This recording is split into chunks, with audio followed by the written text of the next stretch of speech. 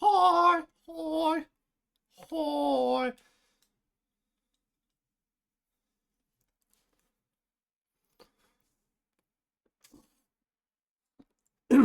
Don't mind me. I'm just eating while streaming because I forgot to make food in time.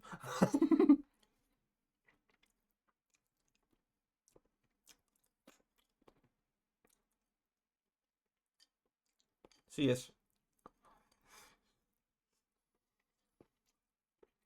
yeah, nom nom.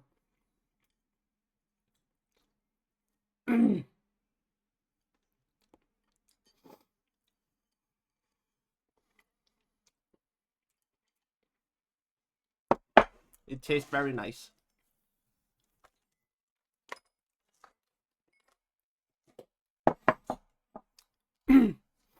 So everyone, which tea should we make today?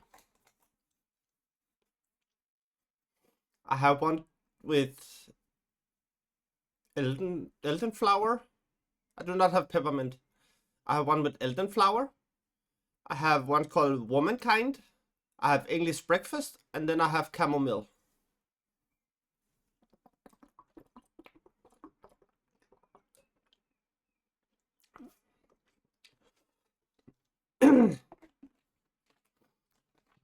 Womankind is like it's more like a rose flower.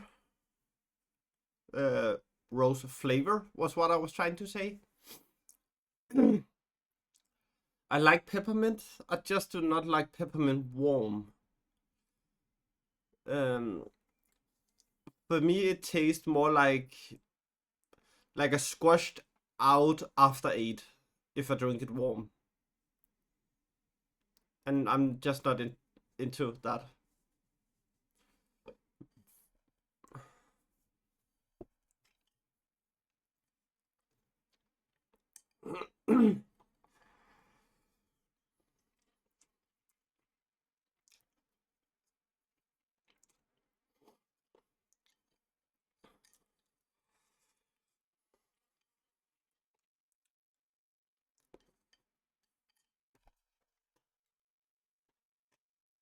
I do not have green chai latte.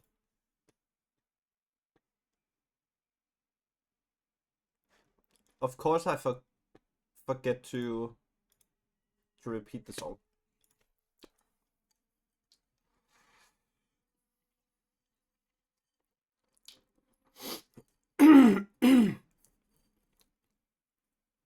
I had the four teas that I mentioned.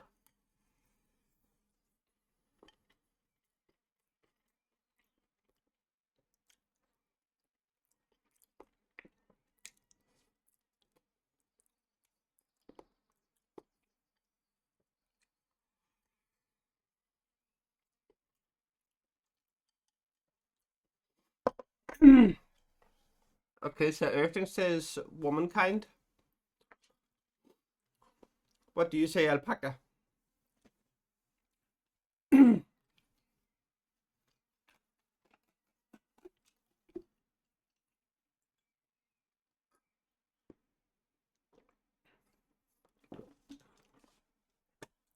Nice. Okay.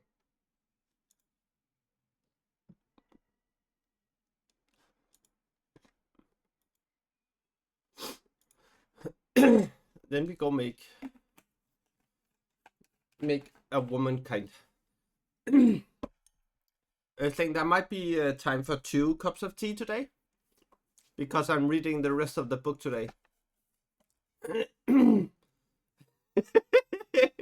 For fuck's sake, Sika.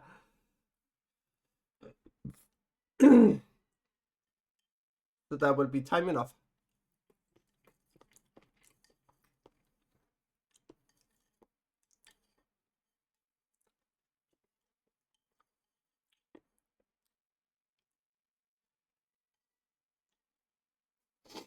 It's such a German stereotype that you have to drink beer as a German.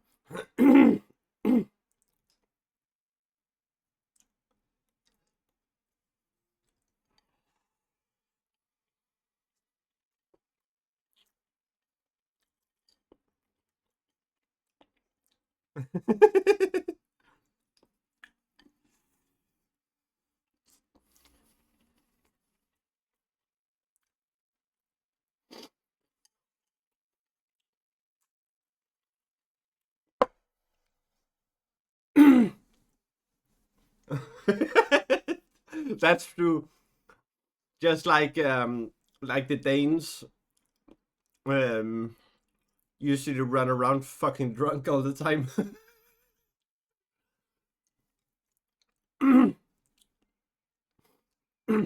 You have like 21-year-olds in the US trying alcohol for the first time, and then you have and just be like, "Ew, this is nasty." Ugh. And then you have the 14-year-olds, old Scandinavians, just bashing around because they're fucking drunk. Oh, that's funny.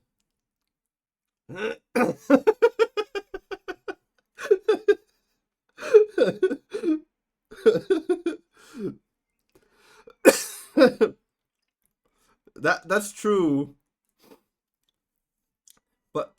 but the ones legally doing it, like the first time I had a taste of alcohol was when I was 7.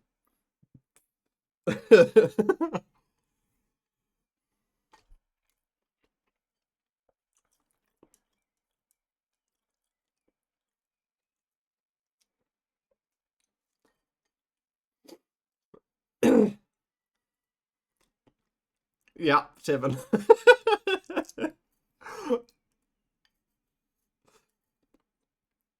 So legally, I think it's below 16.5%. You can get it legally in Denmark if you are 16 and above, and then it's 18 if you want to get something stronger than that.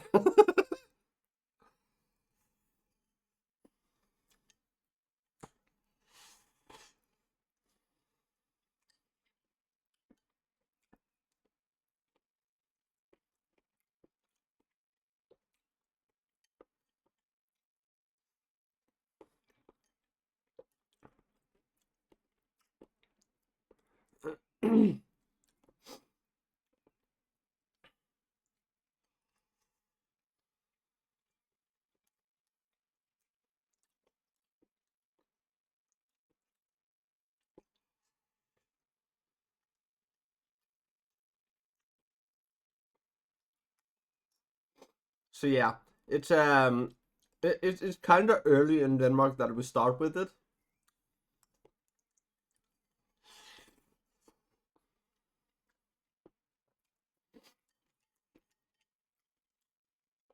It's also one of the reasons that alcohol is so accepted in our society,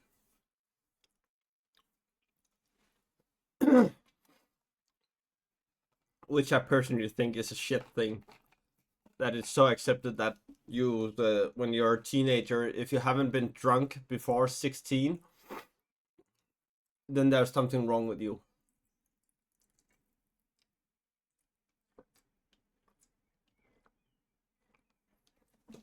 Oh my god, if it isn't my precious penguin! Penguin! Pingu! Nope, it's not.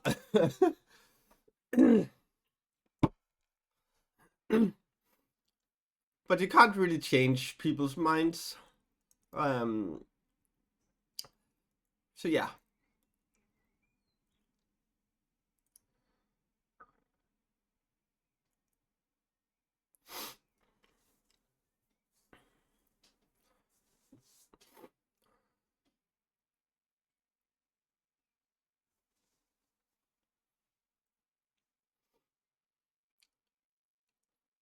If one thing, in my opinion, and this is only my opinion that I'm stating, the one thing which should be banned, you're back from vacation and you didn't fucking say it? How dare?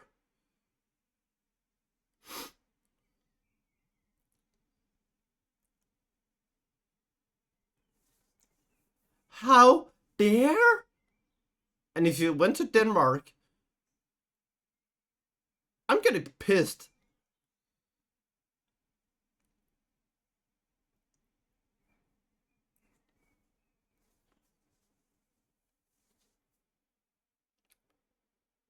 Oh, good.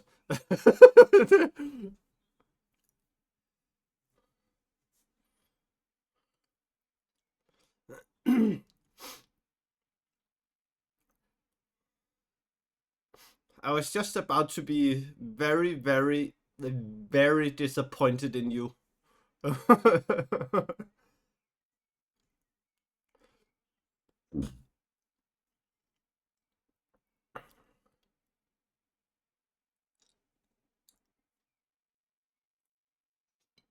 So, which area were you in Italy, Penguin?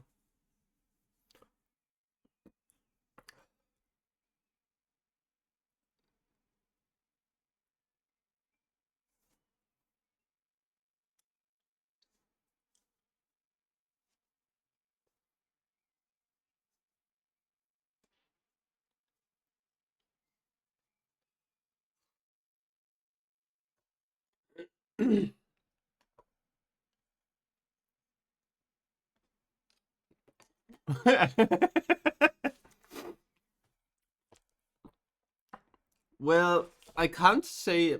Oh, near Venice, nice. I can't really say the same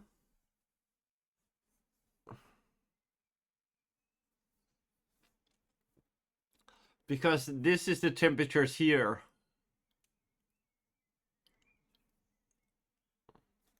And yes, I have to hold my phone like this.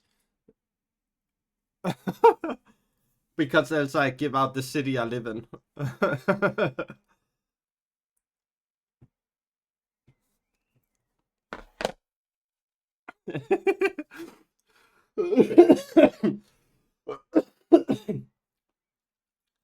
Yeah, I've been laying below my window all day with a nice cold breeze going over my head and over my body to the extent that I had to take my duvet on because it was getting too cold.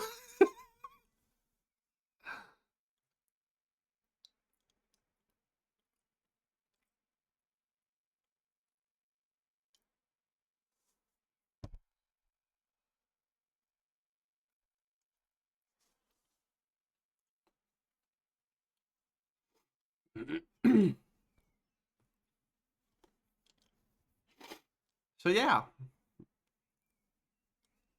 that's how it have been going for me.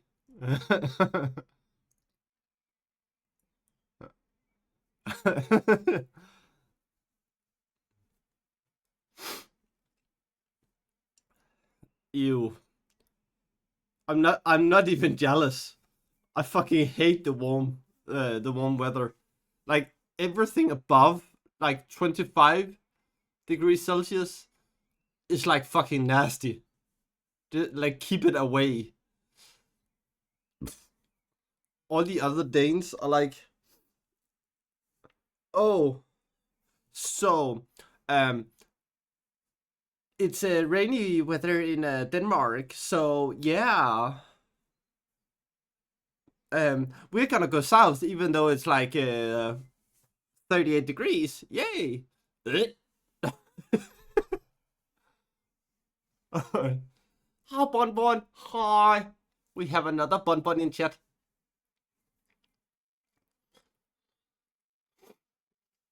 Yeah, above 25 is just fucking nasty.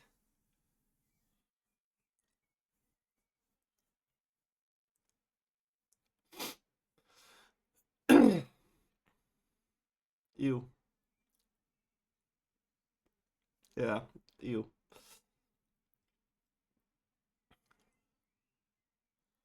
Yeah, me too, Penguin. Me too.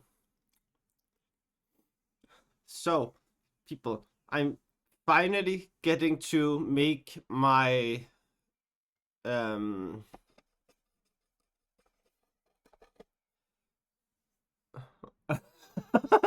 yeah, I love warm water and hot springs as well, but like the baking heat from the sun.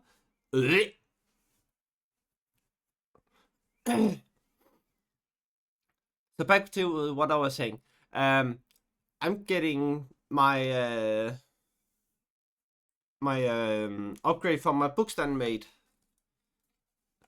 So I'm actually gonna rip apart my boom arm tomorrow, so I can figure out how to get the mechanism to put it on here, so you will get a view from like out here.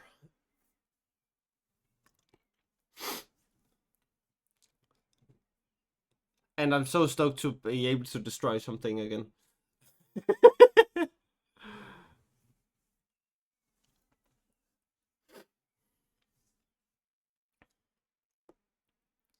It's gonna be amazing.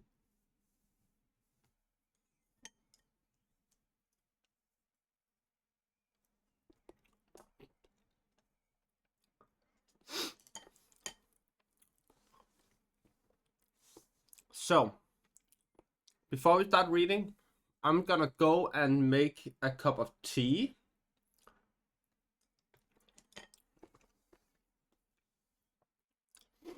And people have chosen womankind as the tea I should drink today. I will probably get a cup of tea later as well. And then we would we'll say again which one it should be. So I will be right back. And then we will begin to read. So see you in a little bit.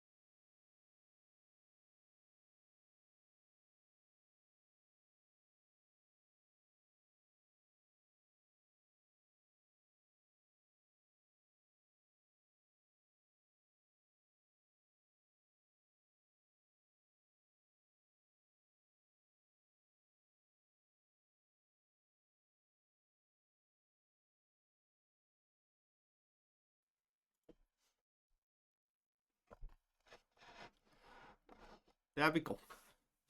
Now we are ready. Oh, fuck.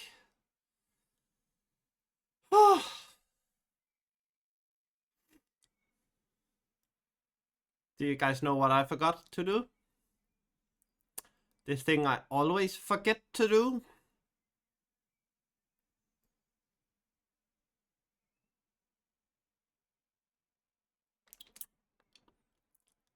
I forgot to turn on the light so I could actually see something when I'm streaming.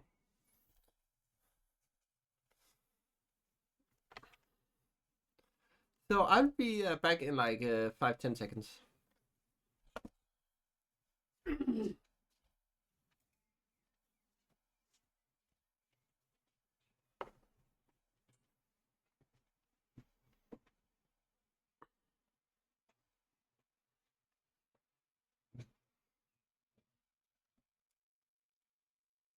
There we go.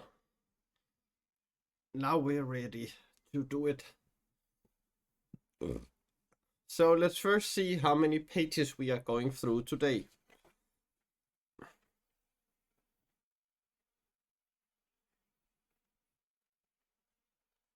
There. So we need to get to 531. And we are at 495. So that would be 37 pages. 36 pages. And I made the tea in the usual bonbon cup. And no, it's not sponsored. Why are you not working properly today? Because this one I bought from the amazing Anita Inks. And if you want your own bonbon cup, you can go get it from her. I also got the sweatshirt. I got the sweatshirt with the same thing on it. I need to ask her how much I would have to pay to get my book bond, and it would be for me to be okay to make merch with the book bond.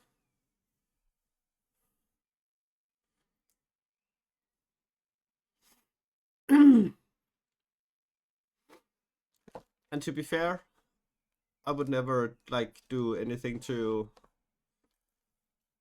make a lot of profit on it, because that's not what I'm here for. I'm just here to spread some joy. So yeah. I already drank half of my water bottle. Water bottle. Almost sound British. Water bottle.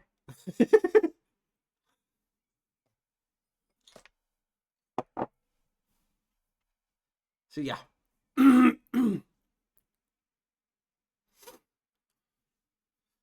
And here, watching you.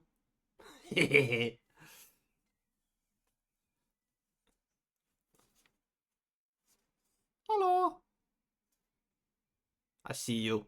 You have not been good this year. Yes, I'm weird, but it's nice.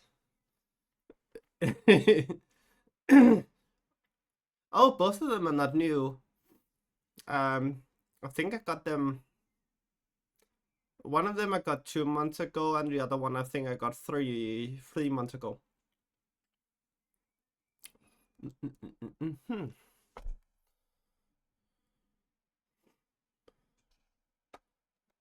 So yeah, not new, but I rarely show them.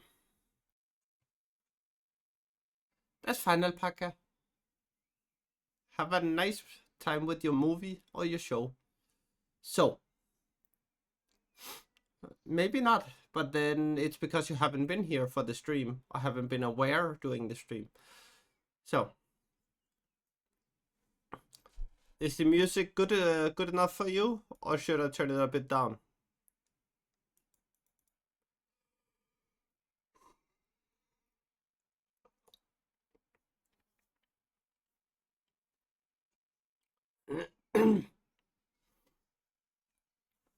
Wow.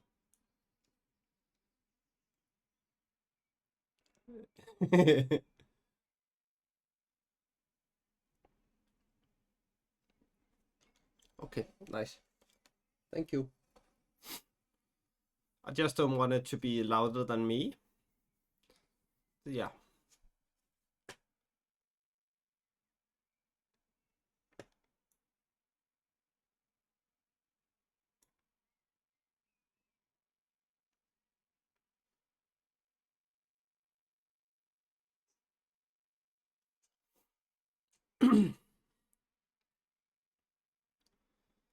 Chapter 9. The Great River. Frodo was roused by Sam. He found that he was lying, well wrapped, under tall grey-skinned trees in a quiet corner of the woodlands on the west bank of the great river Anduin. He had slept the night away, and the grey of morning was dim among the bare branches. Gimli was busy with a small fire near at hand. They started again before the day was broad. Not that most of the company were eager to hurry southwards.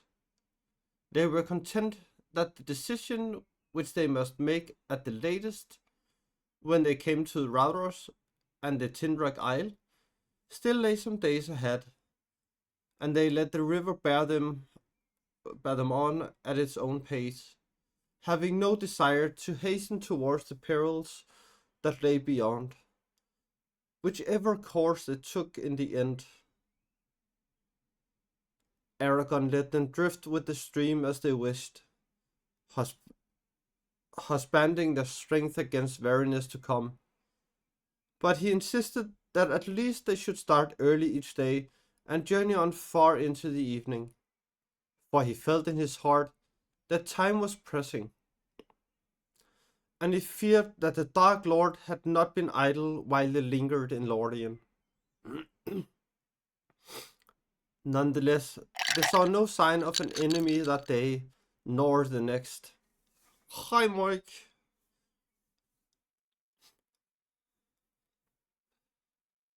I will hydrate when I get to the next place I can stop properly.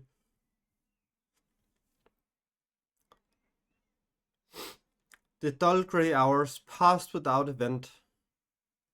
As the third day of the voyage wore on, the land changed slowly. The trees thinned and then failed altogether. On the eastern bank to the left, they saw long formless slopes stretching up and away towards the sky. Brown and withered they looked, as if fire had passed over them, leaving no living blade of green. An unfriendly waste, without even a broken tree or a bold stone to relieve the emptiness. They had to come to the brown lands that lay, vast and desolate, between southern Mirkwood and the hills of Imminmuir. What pestilence, or war, or death, or evil deed of the enemy had so blasted all that region, even Aragorn could not tell. And there we go.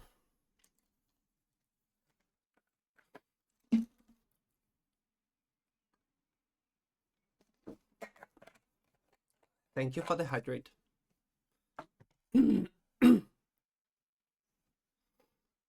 welcome in, Mike. Upon the west to the right the land was treeless also, but it was flat, and in many places green with wide plains of grass. On this side of the river they passed forests of great reeds, so tall that they shut out all view to the west, as the little bows went rustling by along their fluttering borders. Their dark withered plumes bent and tossed in the light cold airs hissing softly and sadly.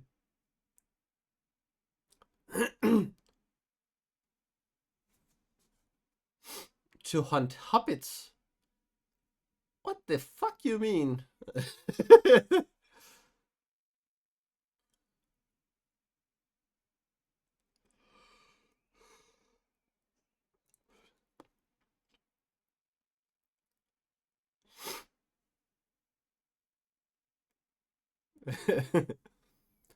Here and there, through openings, Frodo could catch sudden glimpses of rolling meads, and found beyond them hills in the sunset, and away on the edge of sight a dark line where marched the southernmost ranks of the misty mountains. There was no signs of living moving things, save birds. Of these there were many, small fowl whistling and piping in the reeds, but they were seldom seen. Once or twice the travellers heard the rush and whine of swan wings, and looking up they saw a great phalanx streaming along the sky. Swans, said Sam, and mighty big ones too. Well, come back to me. Yes, said Aragorn, and they are black swans. So don't take them to the US, then the police will shoot them. Sorry, bad joke.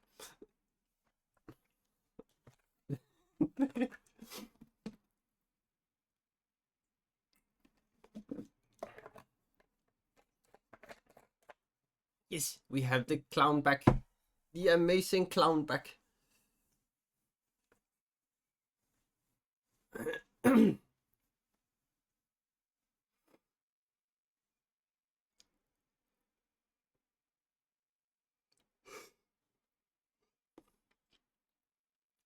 How wide and empty and mournful all this country looks, said Frodo. I always imagined that as one journeyed south it got warmer and merrier, until winter was left behind forever. Hi Lothriel, welcome in.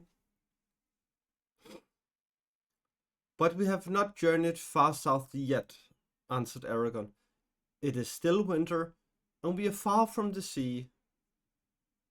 Here the world is cold until the sudden spring. I can make room in my freezer. And we may yet have snow again. Far away down in the bay of the Belfalas, to which Anduin runs, it is warm and merrier. Maybe or would be but for the enemy. But here we are not above 60 leagues, I guess. South of the Southwarding, away in your shire, hundreds of long miles yonder. You are looking now southwest across the north plains of the Riddermark, Rohan, the land of the horse lords. Ere long we shall come to the mouth of the Limelight that runs down from Fangorn to join the great river. That is the north boundary of Rohan, and of old and all that lay between Limelight and the White Mountains belonged to the Rohirrim. It is a rich and pleasant land, and its grass has no rival. But in these evil days, folk do not dwell by the river or ride often to its shores. Anduin is white, yet the orcs can shoot their arrows far across the stream, and of late it is said that they dare to cross the water and raid the herds and studs of Rohan. Sam looked from bank to bank uneasily. The trees had seemed hostile before, as if they harbored secret eyes and lurking dangers. Now he wished that the trees were still there. He felt that the company was too naked, afloat in little open boats in the midst of shelterless lands, on a river that was the frontier of war. In the next day or two, as they went on, borne steadily southwards, this feeling of insecurity grew on all the company. For a whole day they took to their paddles and hastened forward.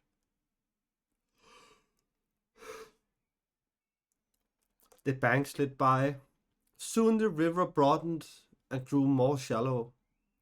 Long stony beaches lay upon the east, and there were gravel shoals in the water, so that steering was needed. The brown lands rose into bleak vaults, over which flowered a chill air from the east. On the other side, the meads had become rolling down of withered grass amidst a land of fen and tussock. Frodo shivered, thinking of the lawns and fountains, the clear sun, and gentle rains of Lothlorien. There was little to speak, and no laughter in any of the boats. Each member of the company was busy with their own thoughts. And I should say hi from it, Mr. Thord.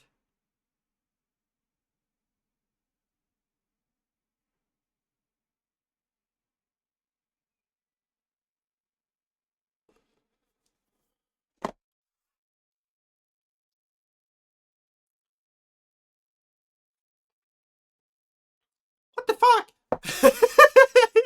Welcome in, Raiders. Welcome in. Oh. And this is Brock. He is an amazing person. Ooh, nice to me. Nice. Take that patate. Nice. Oh, you can't because it's your own.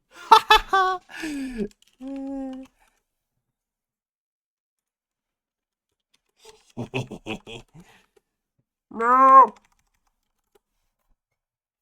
No, you can't. Welcome in, everyone. So, everyone, now you can jump.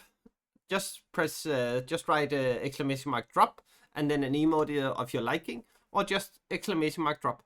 So now we need to see some of the things that the great Brock is doing.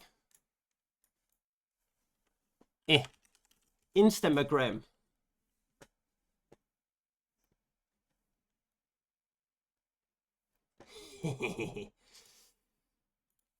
So we need to find the Brock. Yes, there he is. Hassan, welcome in. So now I will show you one of the greatest artists I know. At least when it comes to airbrushing.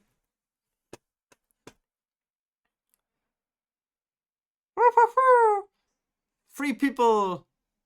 No. Who will get the X at Steve? Who won't, because he is like timing out at the side. And Earthling is in. No, and nobody will get them. Satch. Nobody would get the X today. So here we have the Brock.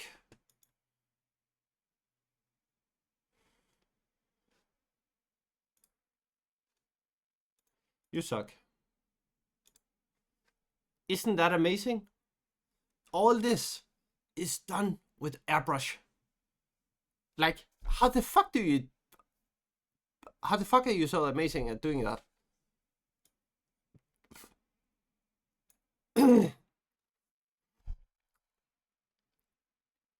That's the battles and burn the cogs. That's the battles that pat the plates. That's what Bilbo Baggins hate. Come on, everyone, we dance.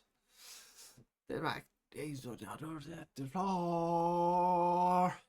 Starting out in every door.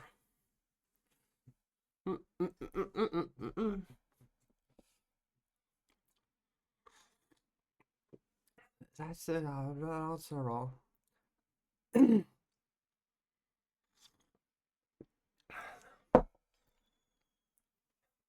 That's what Bilbo Baggins hate.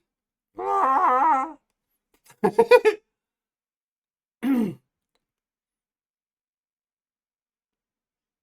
shit.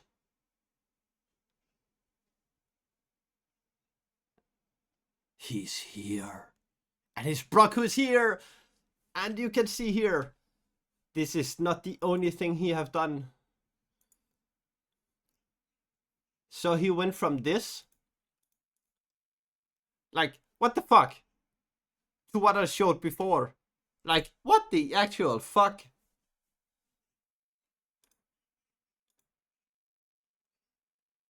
And now we have a doggo. Yay! Doggo. Doggo. Oh, it's cute.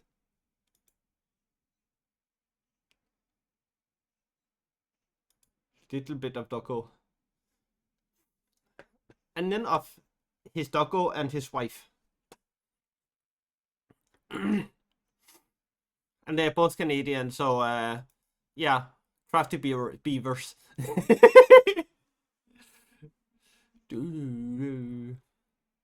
But yeah, if you need someone to do airbrushing for you, go to Brock. Yes, go to Brock. 100% goes to Brock. You will not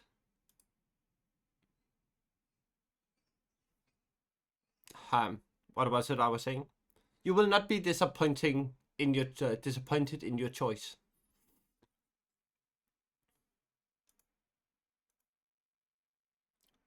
Like, look, that's his pops. I think it's called pops over at the Northern American border thingy. His logo and a little doggo again. Yay! And if you haven't followed him yet, I'm gonna give you the link here, and then you go follow, because he deserves it. Yes, he deserves it very much. Very much. Horsey, doggo, raven, pussy, cat. And then we have a psycho. Like, he's out fishing.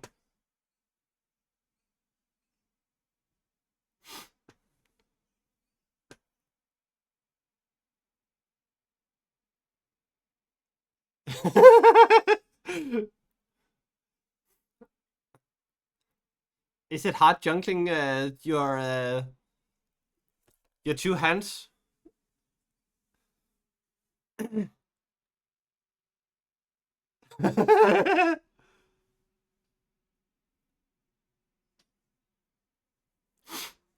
That is true. Other than maple syrup. 42-inch. That's about 85 centimeters or something like that, right?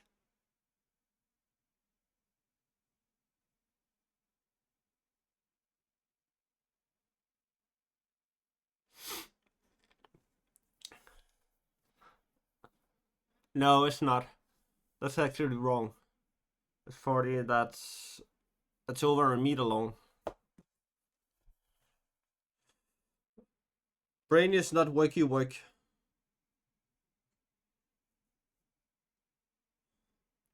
So yes, 107 centimeters. Interesting. So did you get your thingy back? Or did it just eat it?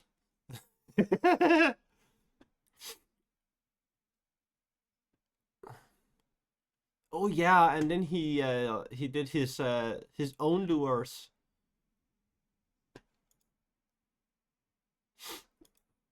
There's even one for all the Americans.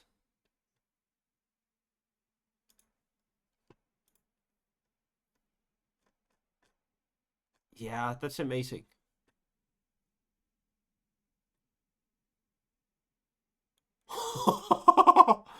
Yeah, okay. Interesting. That's fucked. That's kind of fucked up. Next time, tell it to not do that.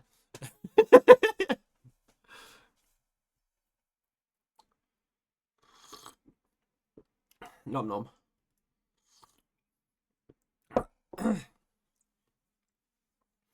But again, Brock, thank you for the raid. I think it's like this. Yes, it is. So if you want to, you can go and follow his Twitch.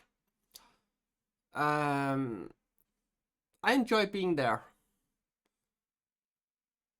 He just streams too late for me.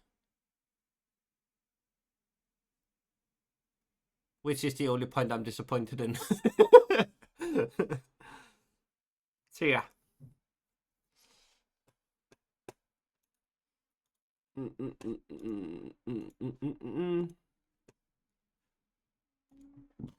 But else, he's a good citizen of the Bon Bon country. Yes, he is. Very nice. Very nice.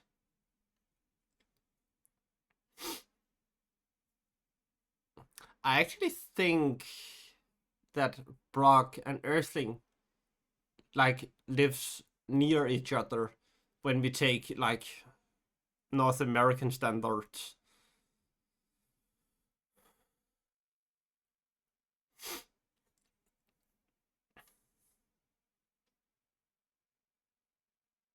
So yeah.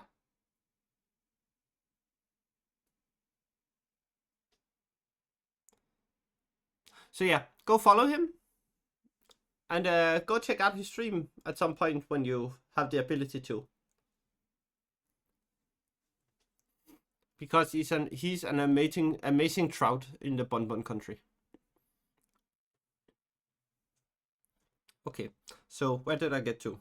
There I go to. And again, thank you for the raid. I really appreciate it.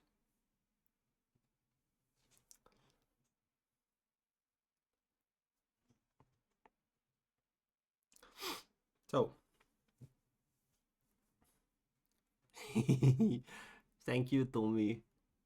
Thank you.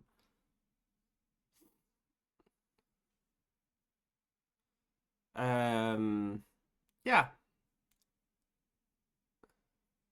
Maybe Brock can say yes or no, like to that statement, if you want to, of course. So here we go. The heart of Legolas was running under the stars of a summer night in some northern glade amid the beech woods. Gimli was Hey! Tolkien is a nasty fellow.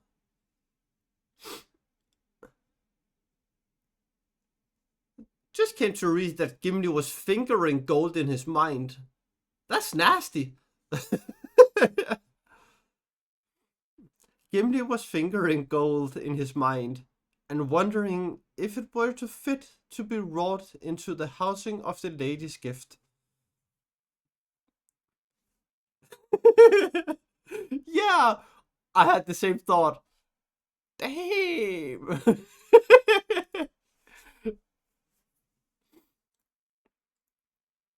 Merry and Pippin in the middle boat were ill at ease, for Boromir sat muttering to himself, sometimes biting his nails, as if some restlessness or doubt consumed him, sometimes seizing a paddle and driving the boat close behind Aragorn.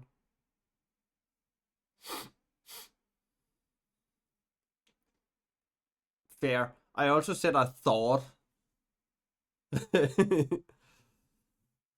Then Pippin, who sat in the bow, looking back, caught a queer gleam in his eye as he peered forward, gazing at Frodo. Sam had long ago made up his mind that though boats were maybe not as dangerous as he had been brought up to believe, they were far more uncomfortable than even he had imagined.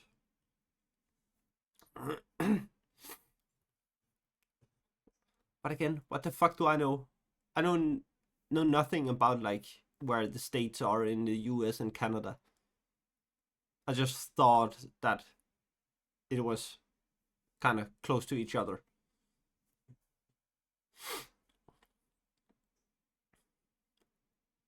He was cramped and miserable, having nothing to do but stare at the winterlands crawling by and the grey water on either side of him.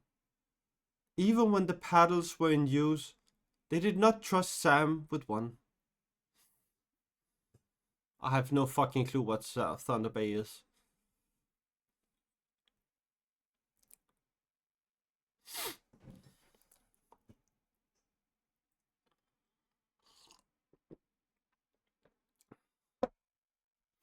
$7 is what it would take for me to go across the country and go back again.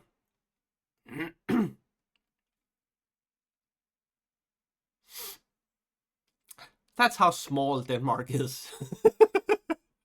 I can literally go to the other side of the country and go back home.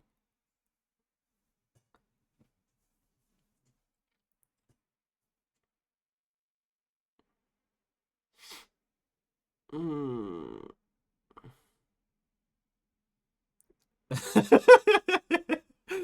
I told you Denmark was small.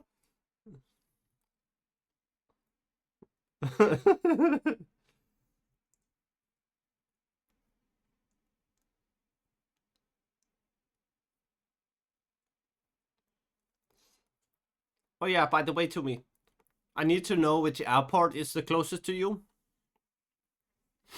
so I can see what the prices are approximately, so I can save up to go and visit you for a lovely cookout at some point. I just hope it's not during the summer, because then I will die. I can't handle 40 degrees Celsius. It's like, ew. Ugh. Ugh. No. Mm-mm.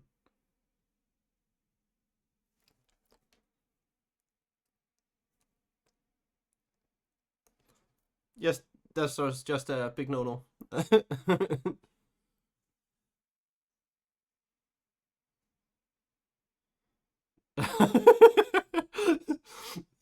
Seriously, I struggle with 25, 26 degrees.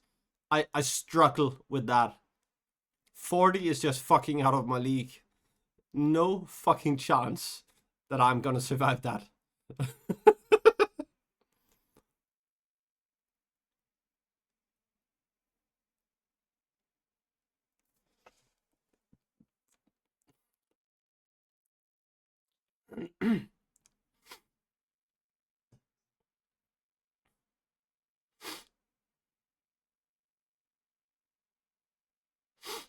So,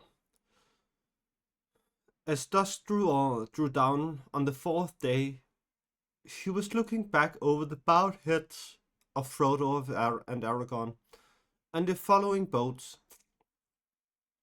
He was drowsy and longed for a camp and the feel of earth under his toes. Suddenly something caught his sight. At first he stared at it listlessly, then he sat up and rubbed his eyes. But when he looked again, he could not see it anymore. That night they camped on a small eyot close to the western bank. Sam lay rolled in blankets beside Frodo. I had a funny dream an hour or two before we stopped, Mr. Frodo. No, Mr. Frodo, he said. Or maybe it wasn't a dream. Funny it was anyway. Well, what was it? Said Frodo, knowing that Sam would not settle down until he had told his tale, whatever it was. I haven't seen or thought of anything to make me smile since we left Lothlorien. It wasn't funny that way, Mr. Frodo. It was queer. All wrong. If it wasn't a dream, and you had best hear it. It was like this. I saw a log with eyes. The log's all right, said Frodo. There are many in the river, but leave out the eyes. That I won't, said Sam. That eyes as made me sit up, so to speak.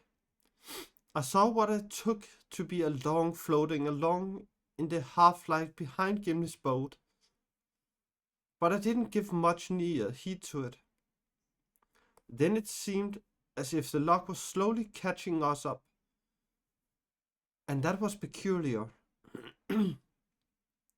as you might say, seeing as we were all floating on the stream together.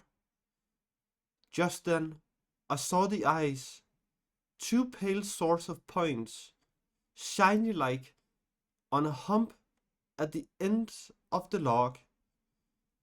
What's more, it wasn't a log, for it had paddle feet, like a swan's almost, only they seemed bigger, and keep dipping in, and out of the water.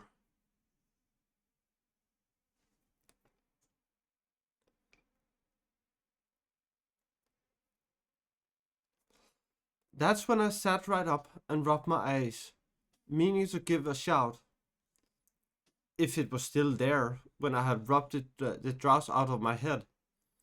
For the whatever it was coming along fast now and getting close behind Gimli. But whether those two lamps spotted me moving and staring, or whether it came to my senses, I don't know. When I looked again, it wasn't there. Yet I think I caught a glimpse, with the tail of my eye, as the saying is, of something dark shooting under the shadow of the bank. I couldn't see no more eyes, though. I said to myself, dreaming again, Sam Gamgee? I said no more just then, but I've been thinking since, and now I'm not so sure. What do you make of it, Mr. Frodo?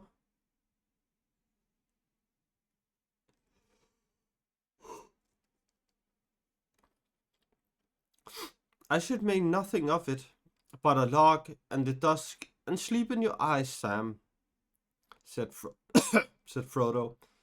If this was the first time that those eyes had been seen, but it isn't. I saw them away back north before we reached Lorien, and I saw a strange creature with eyes climbing to the flat that night. Haldir saw it too, and do you remember the report of the elves that went after the orc band? Ah, Sam, I do, and I remember more too. I don't like my thoughts, but thinking of one thing and another, and Mr. Bilbo's story and all, I fancy I could put a name on the creature at a guess. A nasty name. Gollum, maybe? Yes, that is what I have feared for some time, said Frodo. Ever since the night on the flat. I suppose he was lurking in Moria, and picked up on our trail then. But I hoped that our stay in Lorien would throw him off the scent again.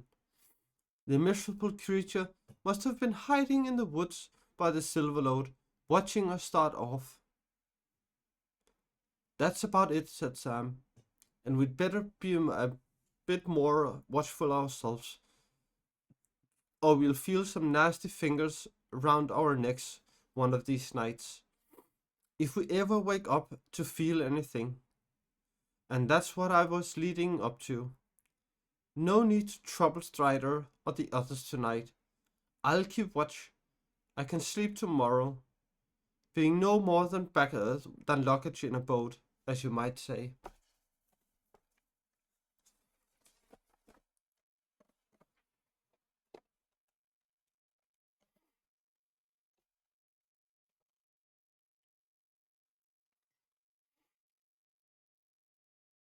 And remember to hydrate, the Bonbon said.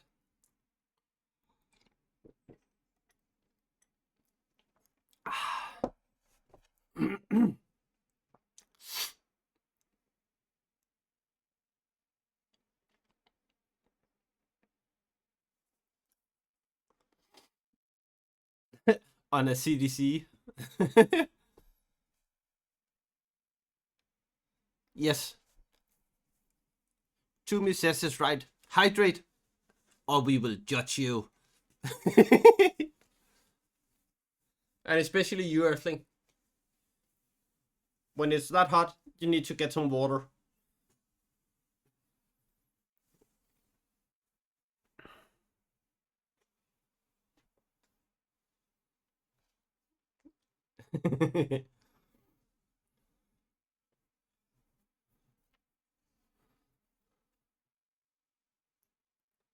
Try, trying to drink you? That's weird. That's weird.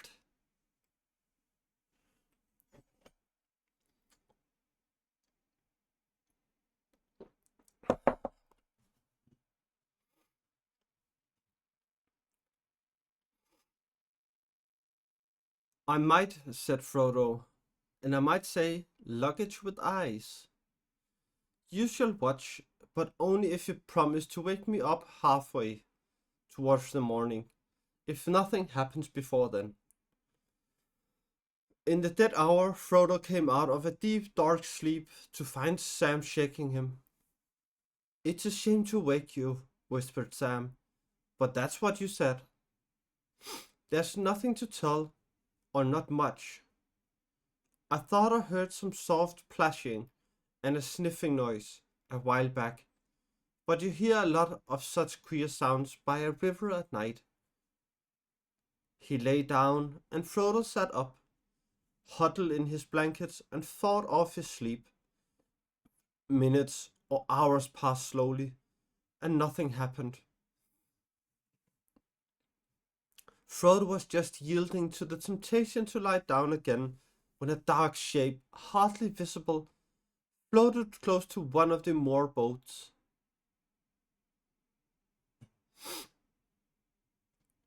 A long whitish hand could dimly be seen as it shot out and grabbed the gunwale. Two pale lamp-like eyes shone coldly as they peered inside, and then they lifted and gazed up at Frodo on the eyot.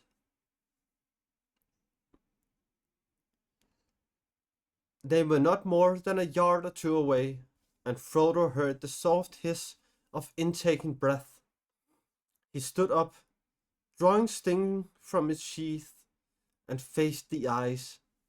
Immediately, their light was shut off. There was another hiss and a splash, and a dark, long shape shot away downstream into the night. Aragorn stirred in his sleep, turned over, and sat up. What is it? He whispered, springing up and coming to Frodo. I felt something in my sleep. Why have you drawn your sword? Gollum, answered Frodo, or at least I guess. Ah, said Aragorn, so you know about our little footpath, do you? He padded after us all through Moria and right down to Nimrodal. Since we took the boats, he has been lying on a log and paddling with hands and feet. I have tried to catch him once or twice at night, but he is slyer than a fox and slippery as a fish. I hoped the river voyage would beat him, but he is too clever a waterman.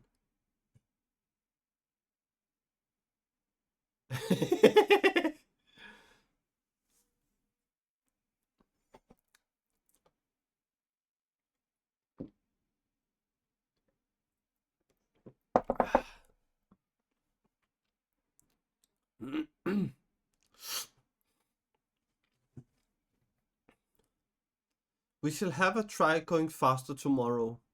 You lie down now, and I keep watch for what is left of the night. I wish I could lay my hand on the wrench. We might make him useful, but if I cannot, we shall have to try and lose him. He is very dangerous, quite apart from murder by night on his own account.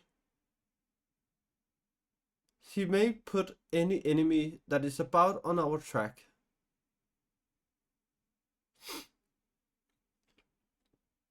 Thank you, Stevie.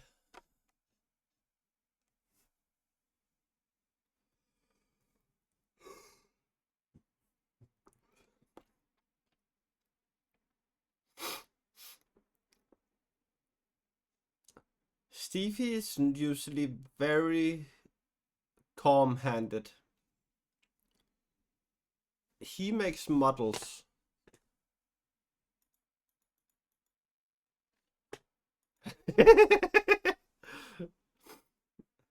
You sound like an old couple. I'm gonna help. Careful, you're spilling me. Ah, you're never satisfied.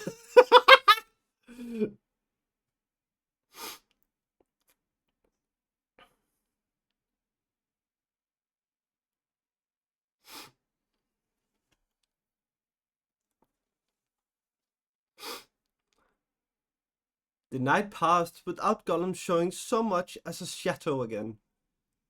After that, the company kept a sharp lookout, but they saw no more of Gollum while the voyage lasted.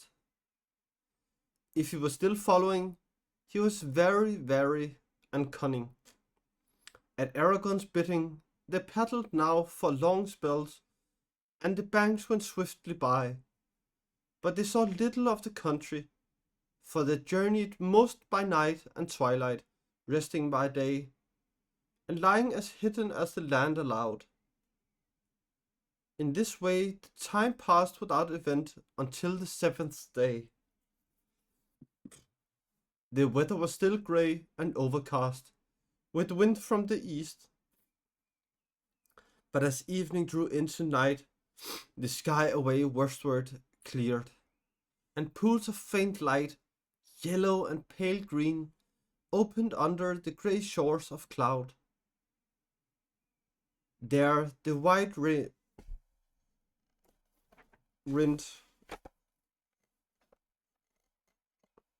of the new moon could be seen glimmering in the remote lakes. Sam looked at it and puckered his brows. The next day, the country on either side began to change rapidly. The banks began to rise and grow stony. Soon they were passing through a hilly, rocky land, and on both shores there were steep slopes buried in deep breaks of thorn and sloe, tangled with brambles and creepers. Behind stood low, crumbling cliffs and chimneys of grey, weathered stone, dark with ivy, and beyond these again there rose high ridges, crowned with wind-withered firs. They were drawn near to the grey hill country of Immenmule, the southern march of the Wilderland. There were many birds about the cliffs and the rock chimneys, and all day high in the air flocks of birds had been circling, black against the pale sky. As they lay in the camp that day, Aragorn watched the flights doubtfully, wondering if Gollum had been doing some mischief, and the news of the voyage was now moving in the wilderness.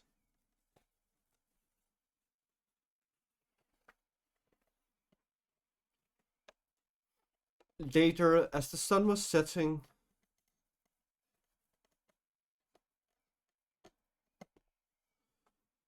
and the company was stirring and getting ready to start again, he descried a dark spot against the fading light, a great bird high and far off, now wheeling, now flying on slowly southwards.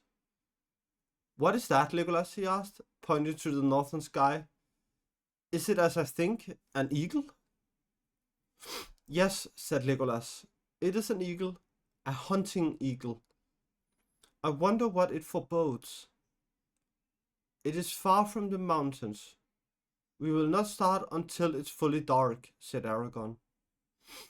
The 8th night of the journey came. It was silent and windless. The grey east wind had passed away.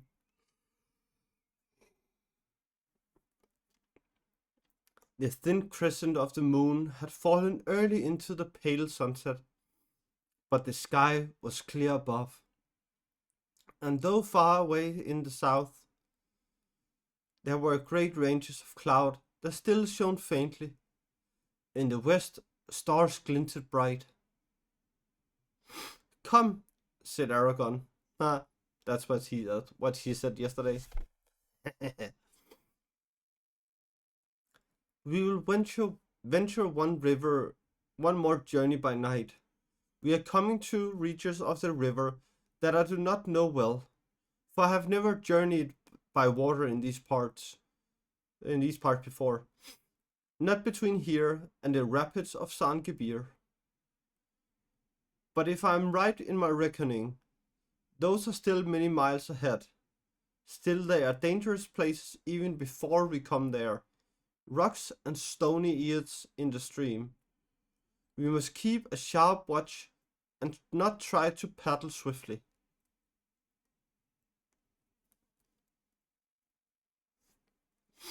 To Sam in the leading boat was given the task of watchman. He lay forward, peering into the gloom. The night grew dark, but the stars above were strangely bright,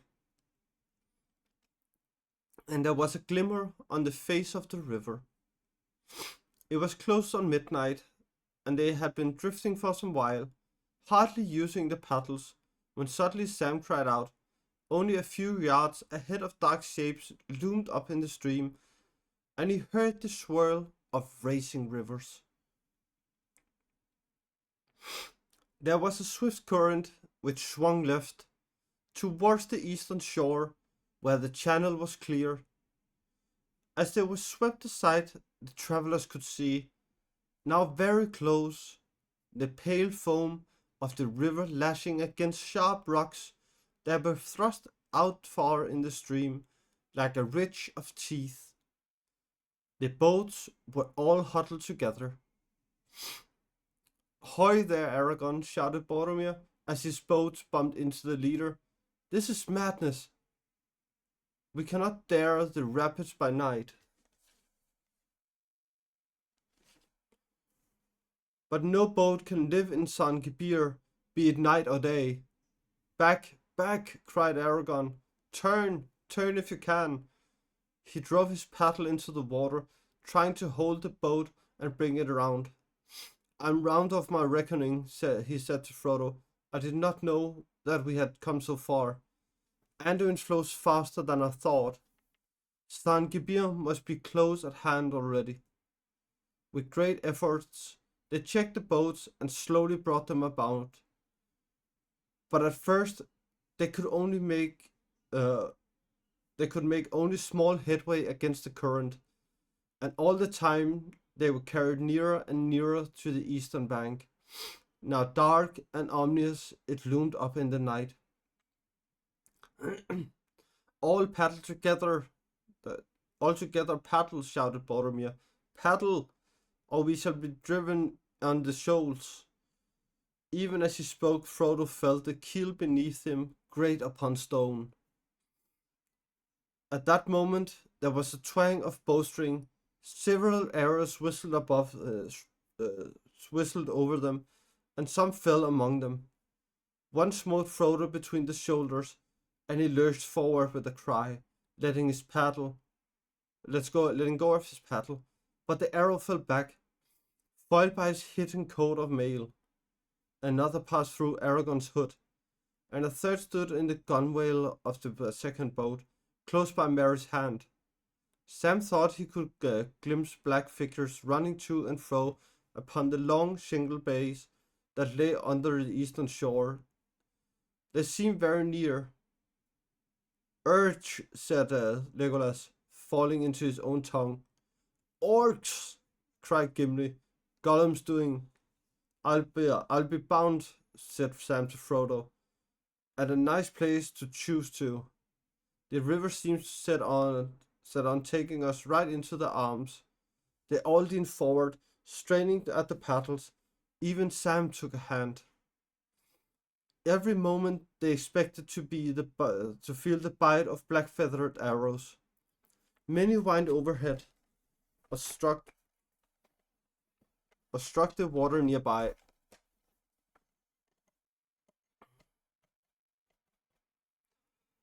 But there were no more hits.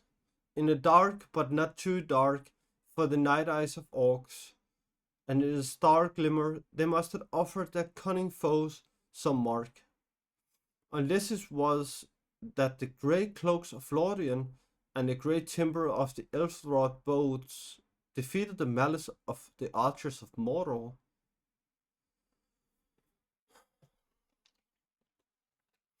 Stroke by stroke, they labored on. In the darkness, it was hard to be sure that they were indeed moving at all, but slowly the swirl of the water grew less, and the shadow of the eastern bank faded back into the night. At last, as far as they could judge, they had reached the middle of the stream again, and driven the boats back some distance above jutting rocks. Then, half turning, they thrust them with all their strength towards the western shore. Under the shadow of bushes leaning out over the water, they halted and drew breath.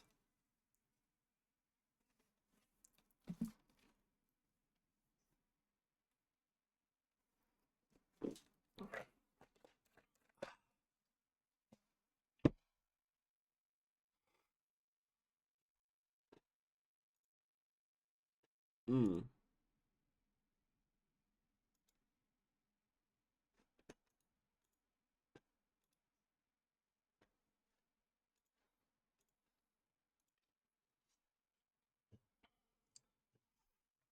Oh,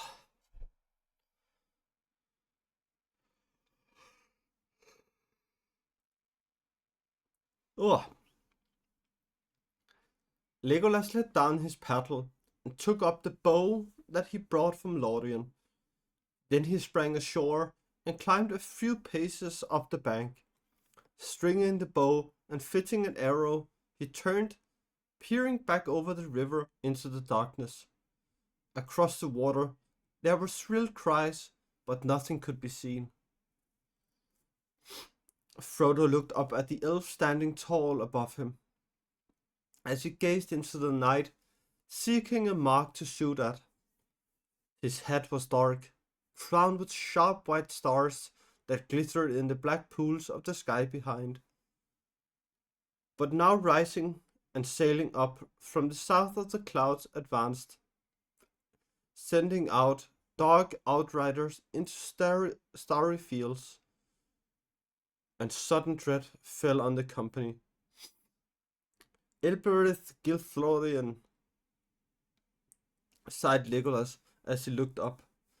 Even as he did so, a dark shape, like a cloud, and not yet a cloud, for it moved far more swiftly, came out of the blackness in the south, and sped towards the company, blotting out all light at his approach. Soon it appeared as a great winged creature, blacker than the pits in the night. Fierce voices rose up to greet it from across the water. Frodo felt a sudden chill running through him and clutched at his heart. There was a deadly cold, like the memory of an old wound in his shoulder. He crouched down as if to hide. Suddenly the great bow of Lorien sang. Shrill went the arrow from the elven string. Frodo looked up. Almost above him, the winged shape swerved. There was a harsh croaking scream as it fell out of the air, vanishing into the gloom on the eastern shore. The sky was clean again.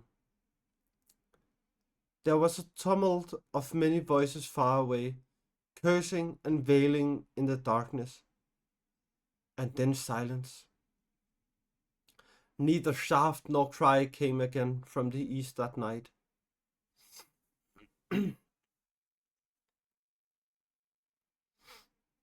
After a while, Aragorn led the boats back upstream. They felt their way along the water's edge for some distance, until they found a small, shallow bay. A few low trees grew there, close to the water, and behind them rose a steep, rocky bank. Here the company decided to stay and await the dawn. It was useless to attempt to move further by night. They made no camp and lit no fire, but lay huddled in the boat, moored together, close together.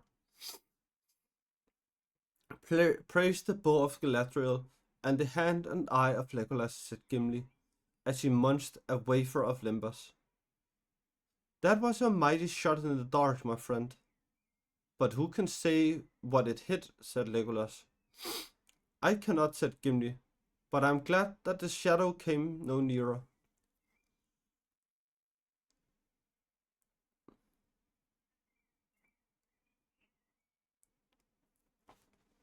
I liked it not at all. Too much it reminded me of the shadow of Moria. The shadow of the Balrog, he ended in a whisper.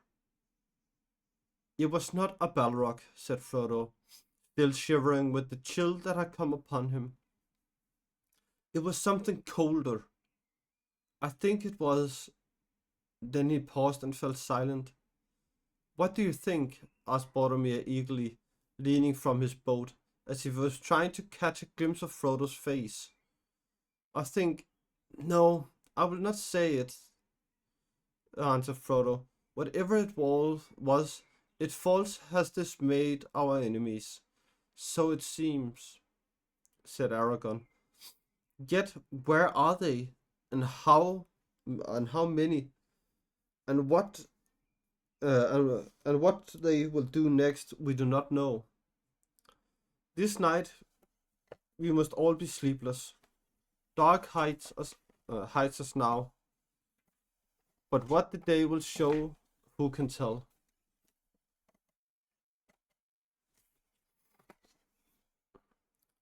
Have your weapons close to hand. Sam sat tampering the hilts of his sword as if he were counting on his fingers, and looking up at the sky.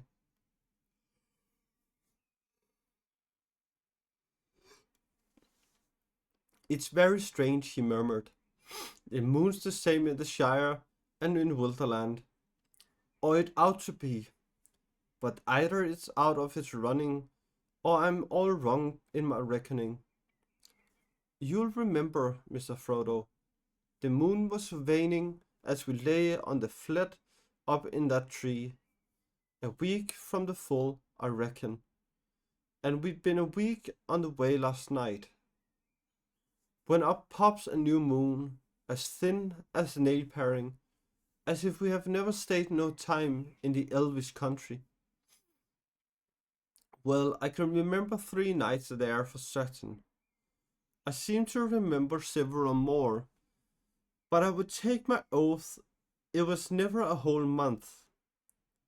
Anyone would think that time did not count in there. And perhaps that was the way of it, said Frodo. In that land, maybe we were in a time that has elsewhere long gone by.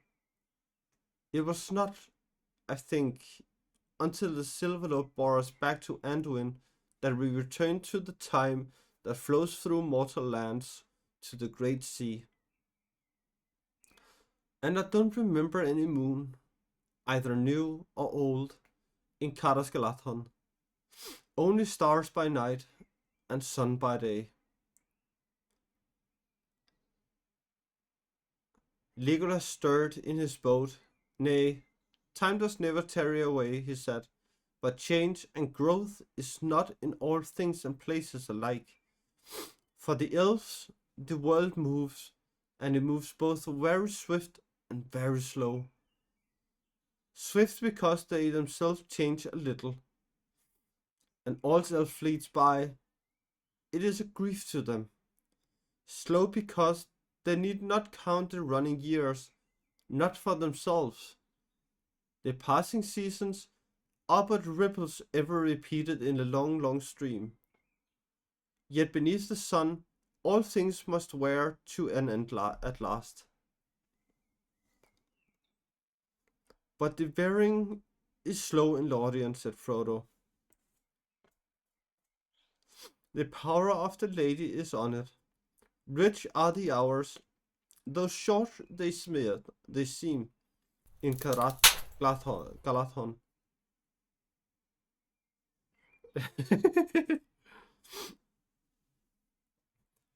Where Galadriel wields the Elven Ring. Oh, oh, thank you, Tommy.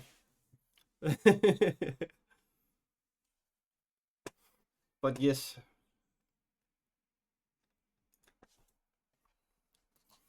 it wouldn't be the first time someone fell asleep in my stream.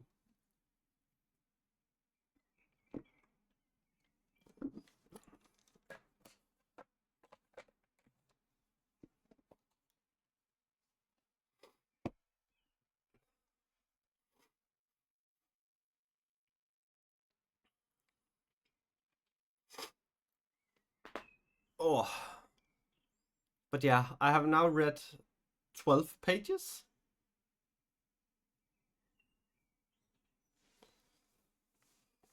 So we are third of the way of the stream today. Or at least of the book today.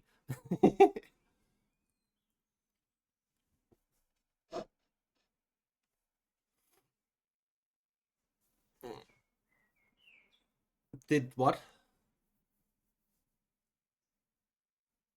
I'm not done, like, at all right now.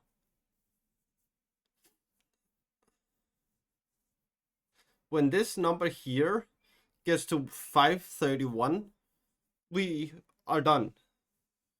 But now it's a 507.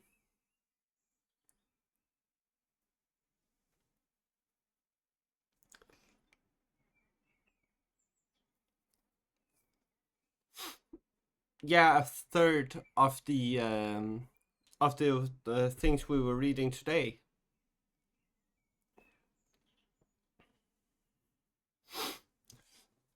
We are not done at all. We still have these two.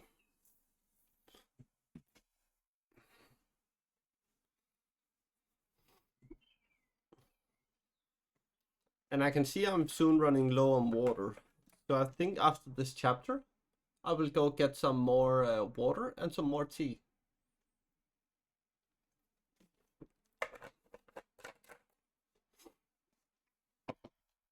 Because a Banpa need to get water, else they do not, else they're not nice. So in 7 pages.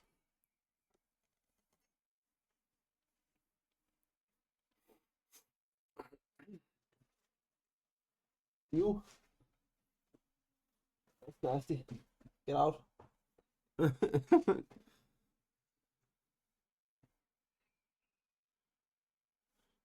Oh, yeah, no. Mm.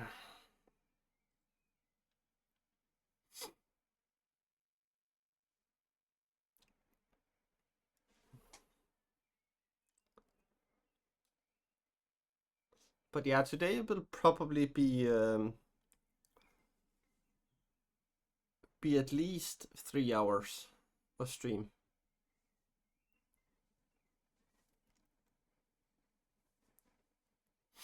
Because I want to finish this book today.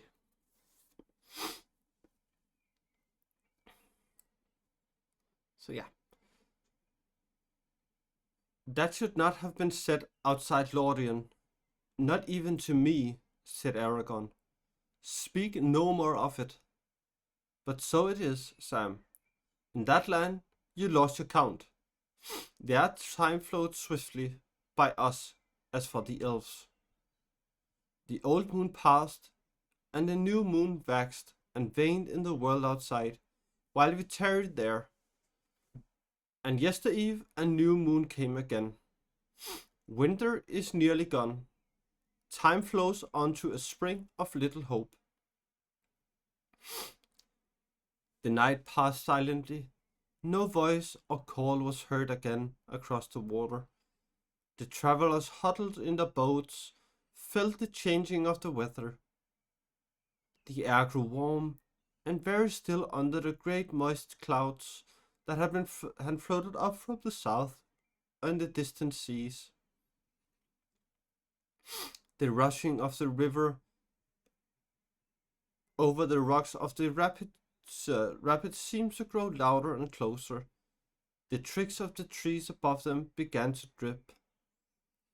When the day came, the mood of the world about them had become soft and sad. Slowly the dawn grew to a pale light, diffused and shadowless. There was a mist on the river, and white fog swathed the shore. The far bank could not be seen. I can abide fog, said Sam, but this seems to be a lucky one. Now perhaps we can get away without those cursed goblins seeing us. Perhaps so, said Aragon, but it will be hard to find the path unless the fog lifts a little later on. And we must find the path if we are to pass San Gibir and come to Emmanuel. I do not see why we should pass the rapids or follow the river any further, said Boromir. If the Emmanuel lie before us, then we can abandon these cockle boats and strike westward and southward until we come to the Entwash and cross into my own land. We can, if we are making for Minas Tirith, said Aragorn, but that is not yet agreed. And such a course may be more perilous than it sounds. The Vale of Entwash is flat and fenny, and the fog is a deadly peril there for those on foot and laden. I would not abandon our boats until we must. The river is at least a path that cannot be missed.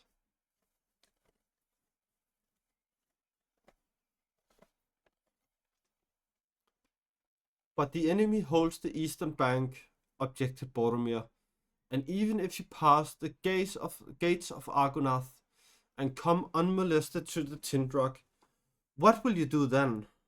Leap down the falls and land in the marshes? No, answered Aragorn. Say rather that we will bear our boats by the ancient way to Rado's foot, and there take to the water again. Do you not know, Boromir? Or do you choose to forget the North Stair and the high seat upon Amon Hen that were made in the days of the great kings?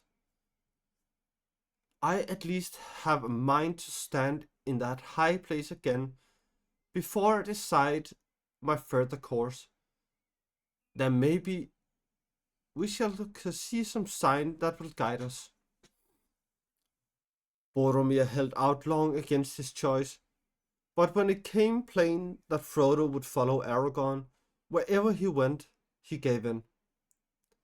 It is not the way of the men of Minas Tirith to desert their friends at need, he said, and you will need my strength if you ever are to reach the Tindrock. To the tall isle I will go, but no further. There I shall turn to my home, alone if my help has not earned the reward of any companionship. The day was now growing, and the fog had lifted a little. It was decided that Aragorn and Legolas should at once go forward along the shore, while the others remained by the boats. Aragorn hoped to find some way by which they could carry their boats and their baggage to the smoother waters beyond the rapids. Boats of the elves would not sink, maybe, he said, but that does not say that we should come through San Gibir alive. None have ever done so yet. No road was made by the men of Gondor in this region, for even in their great days, their realm did not reach up Anduin beyond Emmanuel. But there is a portage way, somewhere on the western shore, if I can find it. I cannot yet have perished, for light boats used journey out of Wilderland down to Osgiliath, and still did so until a few years ago, when the orcs of Mordor began to multiply. Seldom in my life has any boat come out of the north and the orcs prowl on the eastern shore, said Boromir. If you go forward, peril will grow with every mile. Even if you find a path, peril lies ahead on every southward road, answered Aragorn. Wait for us one day. If we do not return in that time, you will know that evil has indeed befallen us. Then you must take a new leader and follow him as best as you can. It was with a heavy heart that Frodo saw Aragorn and Legolas climb up the steep bank and vanish into the mists. But his fears proved groundless. Only 2 or 3 hours had passed, and it was barely midday when the shadowy shapes of the explorers appeared again. All is well, said Aragorn, as he clambered down the bank. There is a track, and it leads to a good landing that is still serviceable. The distance is not great. The head of the rapids is but half a mile below us, but they are little more than a mile long. Not far beyond them, the stream becomes clear and smooth again, though it runs swiftly. Our hardest task will be to get our boats and baggage to the old portage way. We have found it, but it lies well back on the waterside here, and runs on the lee of a rock wall, and furlong or more from the shore. We did not find where the northward landing lies, if it still remains. We must have passed it yesterday night. We might labor far upstream, and yet miss it in the fog.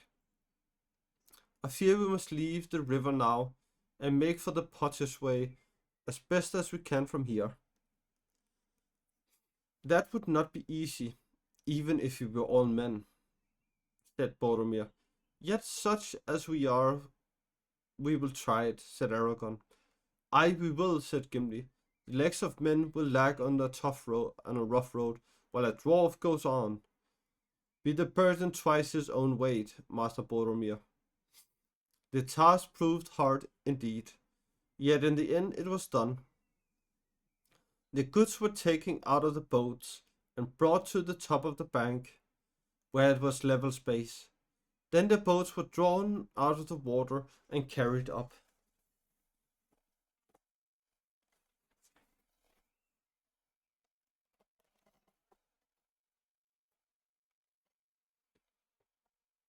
Far less heavy than any had expected. Of what tree growing in the Elvish country they were made not even Legolas knew, but the wood was tough and yet strangely light. Merry and Pippin alone could carry their boat with ease along the flat. Nonetheless, it needed the strength of 2 men to lift and haul them over the ground that the company now had to cross. It sloped up, away from the river, a tumbled waste of grey limestone boulders, with many hidden holes, shrouded with weeds and bushes. There were thickets of brambles and sheer dells, and here and there boggy pools fed by waters trickling from the terraces further inland. One by one, Boromir and Aragorn carried the boats, while the others toiled and scrambled after them with the baggage. At last, all was removed and laid on the portage way. Then, with little further hindrance, save from sprawling briars and many fallen stones, they moved forward altogether. Fog still hung in veils upon the crumbling rock wall, and to their left mist shrouded the river. They could hear it rushing and foaming over the sharp shelves and stony teeth of San Kibir. But they could not see it. Twice they made the journey before all was brought safe to the southern landing. There the Potter's Way, turning back to the waterside, ran gently down to the shallow edge of a little pool. It seemed to have been scooped in by the riverside, not by hand, but by the water swirling down from San Gibir, against a low pier of rock that jutted out some way into the stream.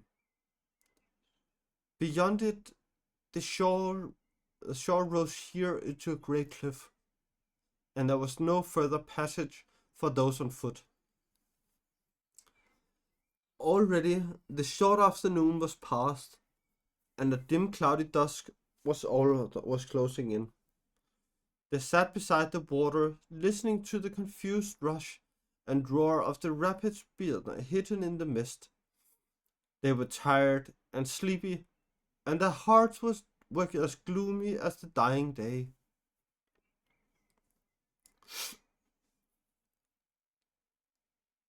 Uh,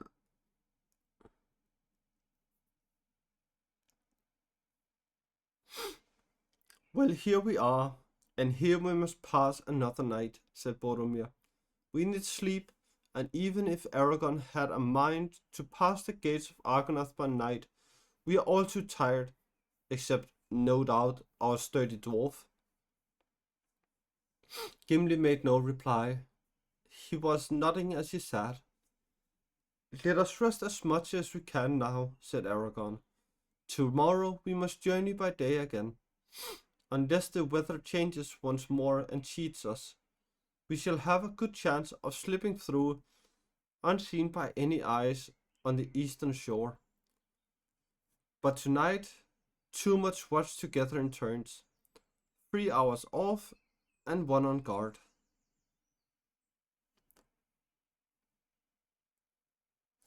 Nothing happened that night worse than a brief drizzle of rain an hour before dawn. As soon as it was fully light, they started. Already the fog was thinning. They kept as close as they could to the western side, and they could see the dim shapes of the low cliffs rising ever higher. Shadowy walls with their feet in the hurrying river. In the mid-morning the clouds drew down lower, and it began to rain heavily. They drew the skin covers of earth over the boats to prevent them from being flooded, and drifted on. Little could be seen before them or about them through the grey falling curtains. The rain, however, did not last long. Slowly the sky above grew lighter, and then suddenly the clouds broke, and their draggled fringes trailed away northward up the river. The fogs and mists were gone. Before the travellers lay a wide ravine with great rocky sides to which clung upon shelves, and in narrow crevices through a few thorn trees. The channel grew narrower and the river swifter. Now they were speeding along with little hope of stopping or turning. Whatever they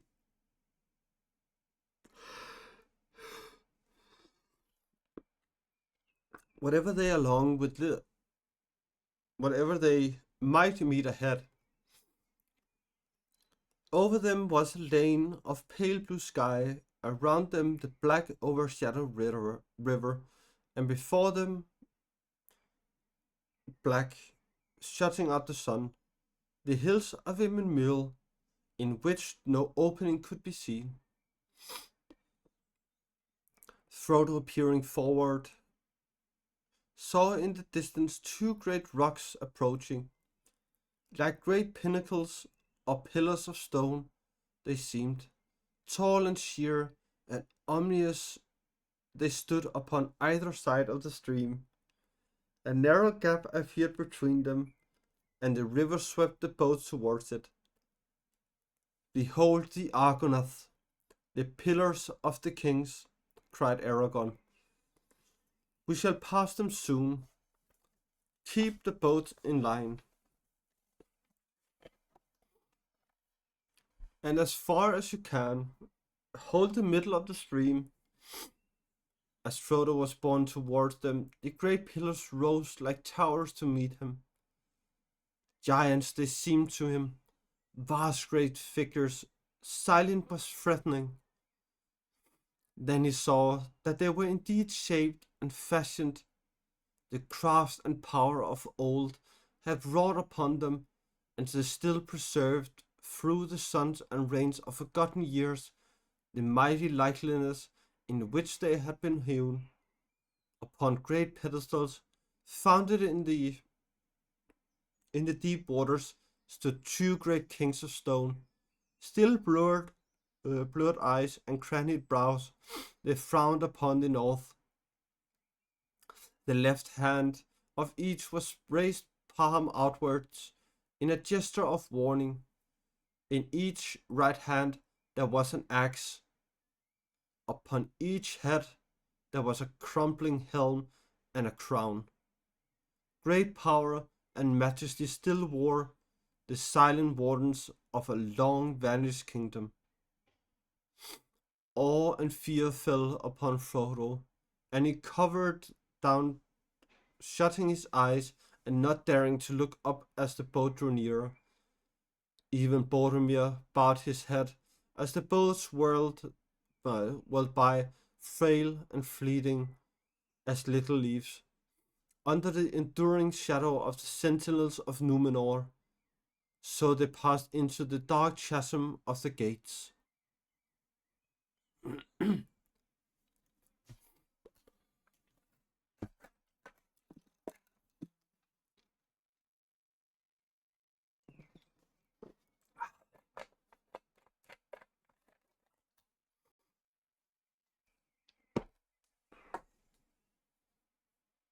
Mm. Sheer rose the dreadful cliffs to unguessed heights on either side. Far off was the dim sky, the black waters roared and echoed, and the wind screamed over them.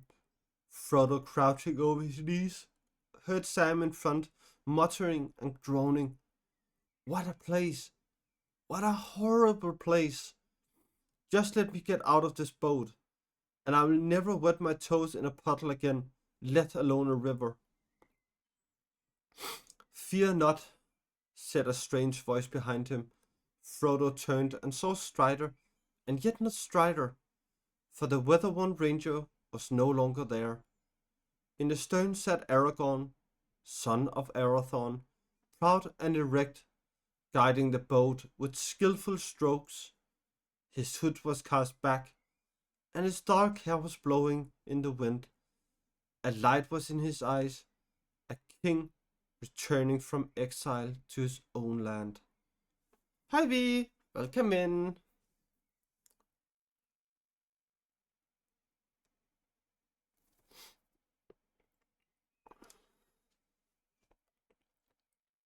Fear not, he said.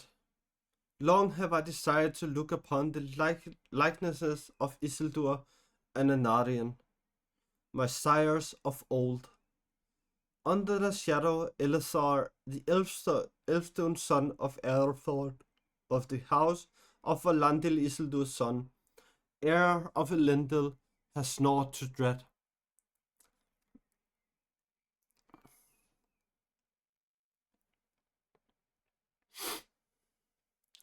Then the light of his eyes faded, and he spoke to himself. Would that Gandalf were here. How my heart yearns for Minas Anor and the walls of my own city. But whither now shall I go? The chasm was long and dark, and filled with noise of wind and rushing water and echoing stone.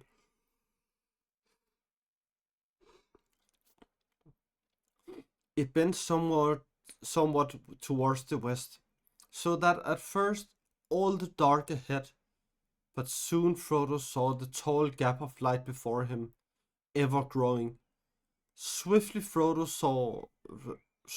it drew near, and suddenly the boat shot through, out into a wide, clear light.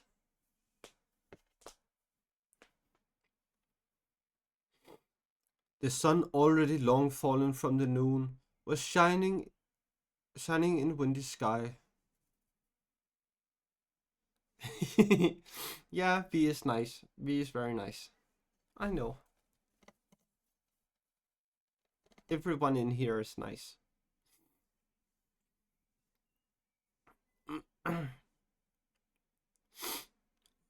V is a good little bun.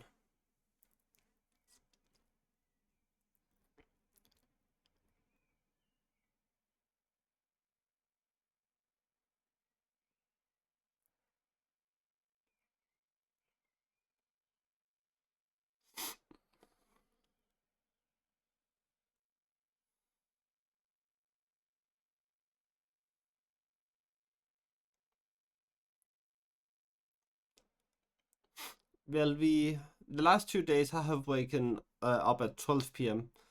and it's simply because I have been too tired that I only woke up by then.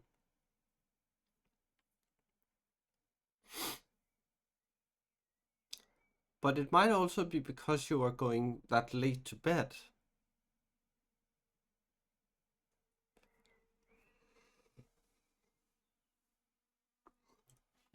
Hmm.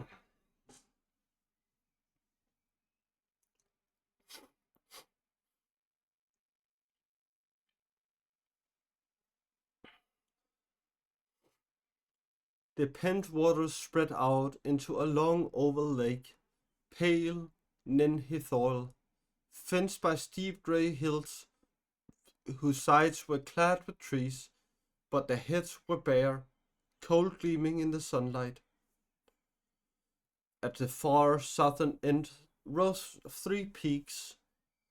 The midmost stood somewhat forward from the others, and sundered from them an island in the waters, about which the flowing river flung pale shivering arms, distant but deep, that came up on the wind, while a roaring sound, like the roll of thunder, heard far away.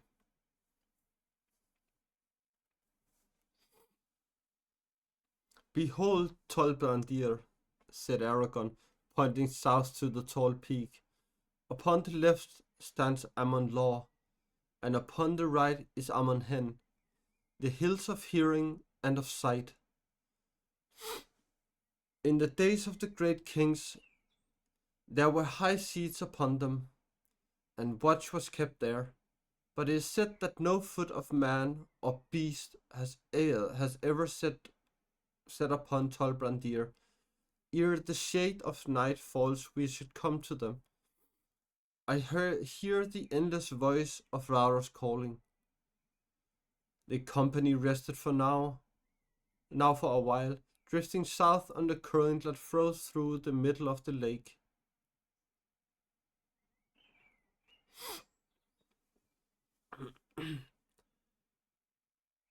They ate some food, and then they took to their paddles, and hastened on their way. The sides of the westward hills fell into shadow, and the sun grew round and red. Here and there a misty star appeared out. The three peaks loomed before them, darkling in the twilight. Rauros was roaring with a great voice. Already night was laid on the flowing waters, when the travelers came at last under the shadow of the hill. The 10th day of the journey was over. Wilderland was behind them.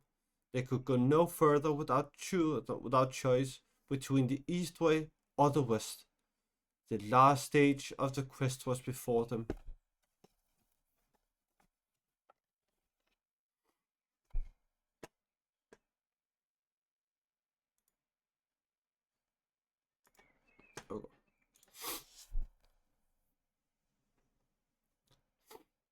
So this is time for me to go make some tea, get some water, and maybe a little bit of ice cream. Who knows? Um, so which one would you say that I should get? Should I get elderberry? Should I get chamomile? Should I get rose tea? Or should I get English breakfast?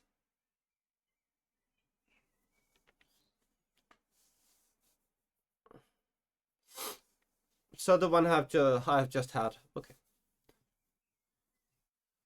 What about everyone else? What do you think?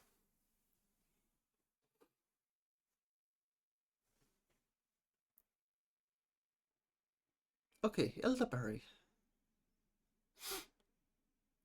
So what do you think, we elderberry, rose, English breakfast, or chamomile?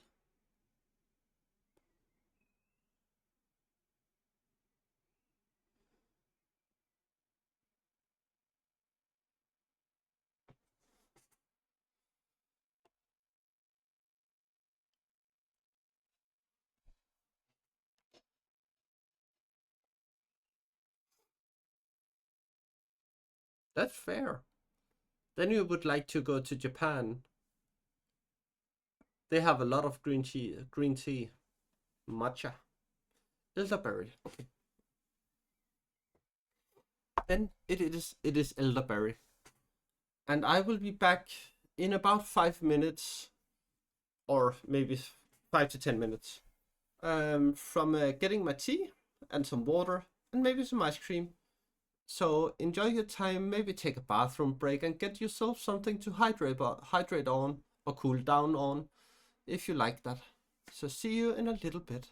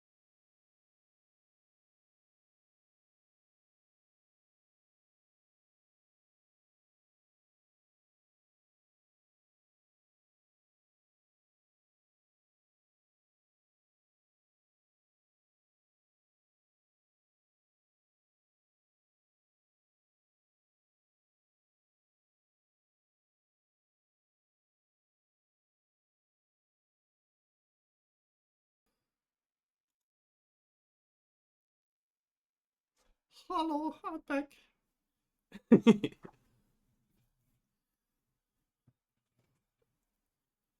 Oh.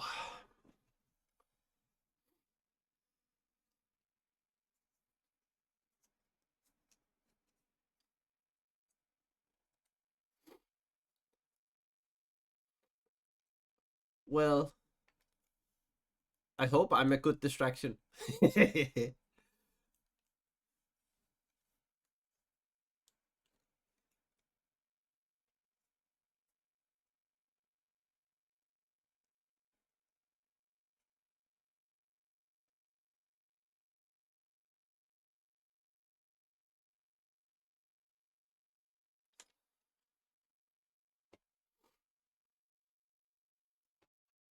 So now we have gotten to the last chapter of the first book.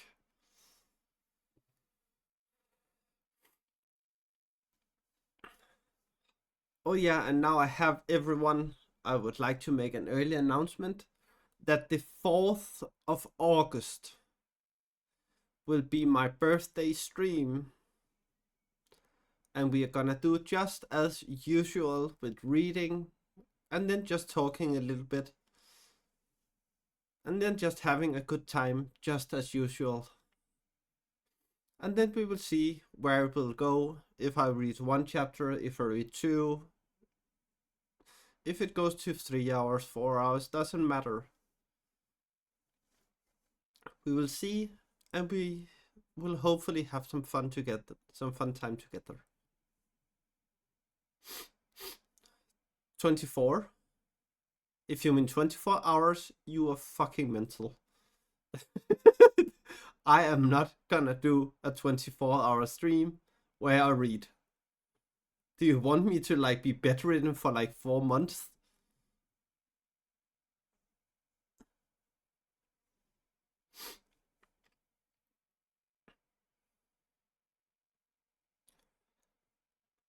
I feel like if you want to take no, and that's why I'm friends with you. So my real birthday is the 1st of August, but my birthday stream is the 4th of August.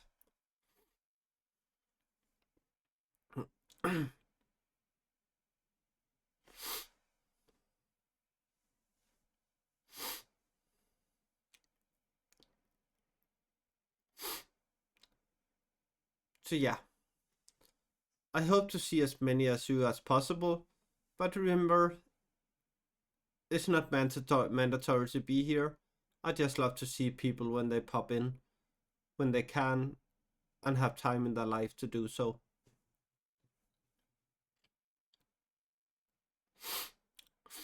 Um, yeah, the normal ones, as they say themselves, are usually the worst, like the ones with the most problems.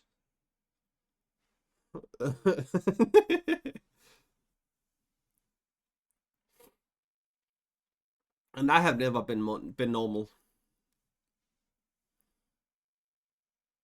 School pretty much showed me that. So yeah. So 14, and we need to get to 31. So here we go again. Chapter 10, The Breaking of the Fellowship. Aragorn led them to the right arm of the river. Here upon its western side, under the shadow of Tol Brandir, a green lawn ran down to the water from the feet of Amon Hen. Behind it rose the first gentle slopes of the hill-clad, with trees, and trees marched away westwards along the curving shores of the lake. A little spring fell tumbling down and fed the grass. Well, it's gonna be the same as the usual time be. So I do not know which time zone you are in, but if you are at the western side of the US, it would be at 10 a.m.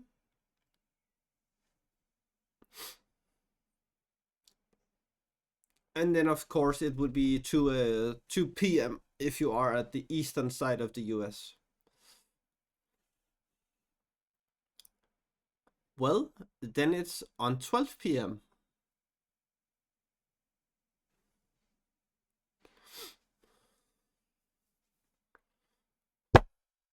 Ooh.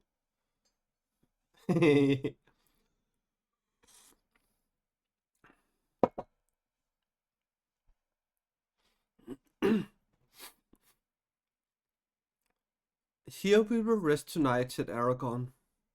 This is the lawn of Pathgalen, a fair place in the summer days of old.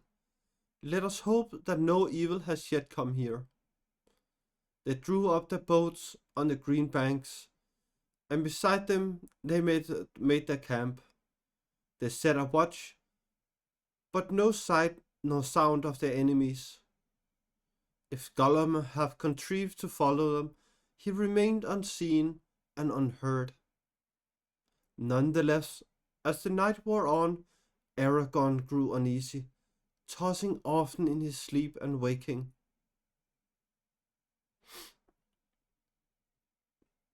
In the small hours he got up and came to Frodo, whose turn it was to watch. Why are you waking? Asked Frodo. It is not your watch. I do not know, answered Aragorn, but a shadow and a thread has been growing in my sleep. It would be well to draw your sword. Why, said Frodo, are enemies at hand? Let us see what sting may show, answered Aragorn.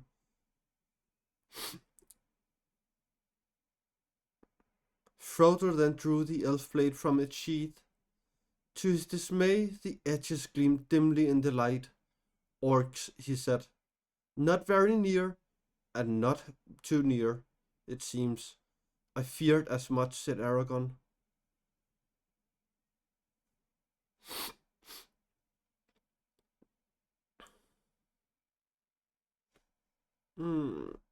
But maybe they are not on this side of the river.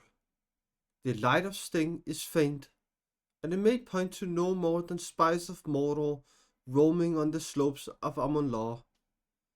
I have never heard before of orcs upon Amon-Hen. Yet who knows what may happen in these evil days, now that Minas Tirith no longer holds secure the passage of Anduin. We must go verily tomorrow. The day came like fire and smoke.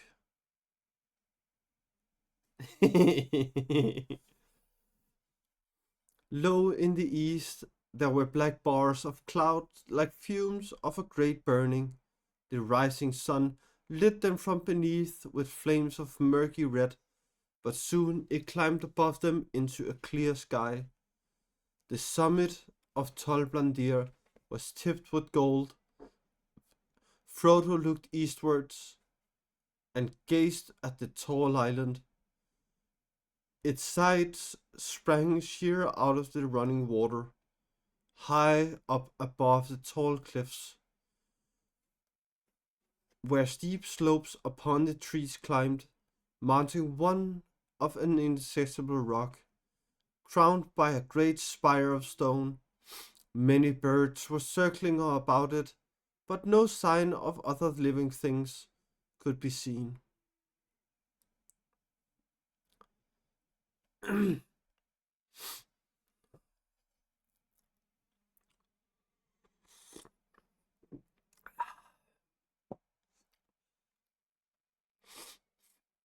When they had eaten, Aragorn called the company together. The day has come at last, he said. The day of choice we have long delayed. What shall now become of our company that had travelled so far in fellowship?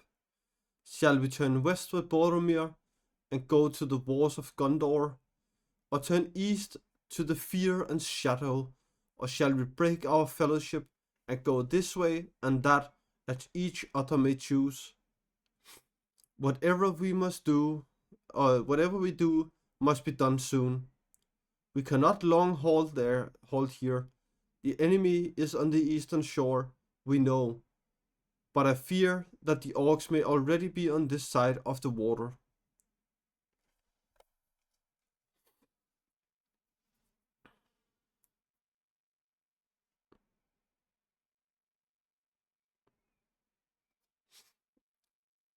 I can tell you, Earthling, if I were to be a mod in your stream, um, I would fuck them up.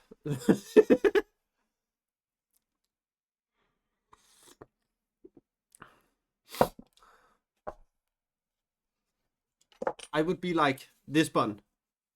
Oh, you're nice. Rah, go fuck yourself.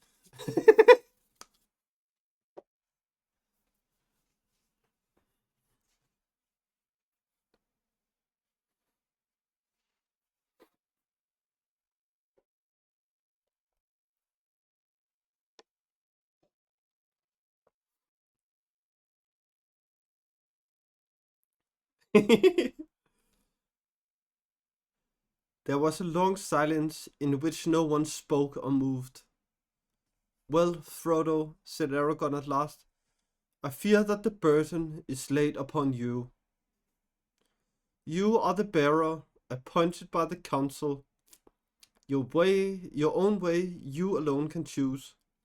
In this matter, I cannot advise you. I am not Gandalf, and though I have tried to bear his part, I do not know what design or hope he had for this hour, if indeed he had any. Most likely, it seems that if he were here now, the choice would still wait on you. Such is your fate. Frodo did not answer at once. Then he spoke slowly. I knew that haste is needed, yet I cannot choose. The burden is heavy. Give me an hour longer, and I will speak. Let me be alone. Aragorn looked at him with kindly pity. Very well, Frodo, son of Drogo, he said. You shall have an hour, and you shall be alone. We will stay here for a while, but do not stray far or out of call. Nice V, a nice thing. Just remember, streaming is not like it's not easy.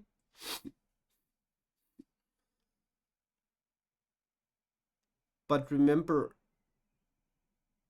you should always do what you want, not what everyone else wants.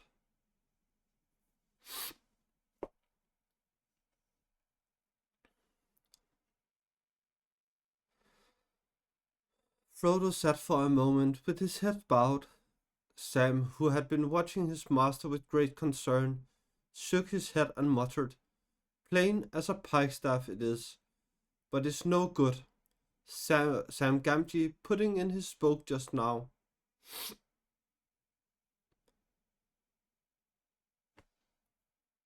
Presently Frodo got up and walked away, and Sam saw that while the others restrained themselves and did not stare at him, the eyes of Boromir followed Frodo intently, until he passed out of sight in the trees at the foot of Amon Hen.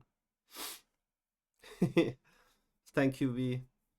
It's just what I have found out through making a lot of mistakes.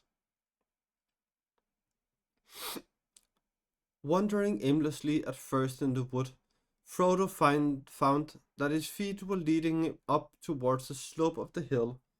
They came to a path, the dwindling ruins of the road of long ago.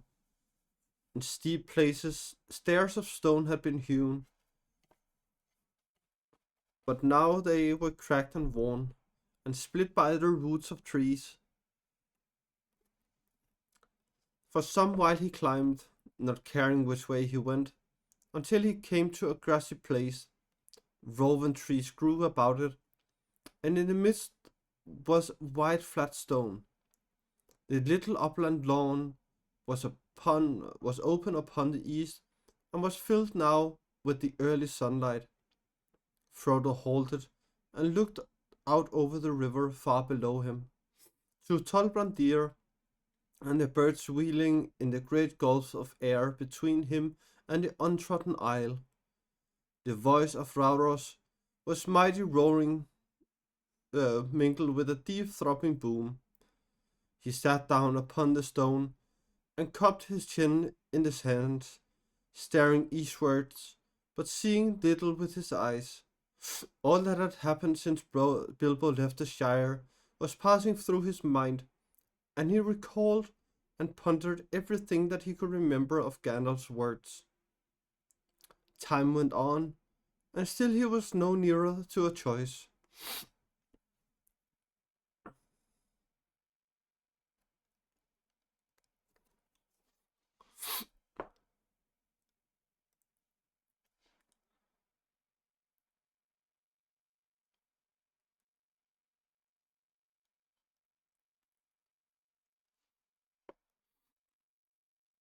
Well, Earthling, if a total package is someone with who have learned from past mistakes and is still making a lot of mistakes, then you're right.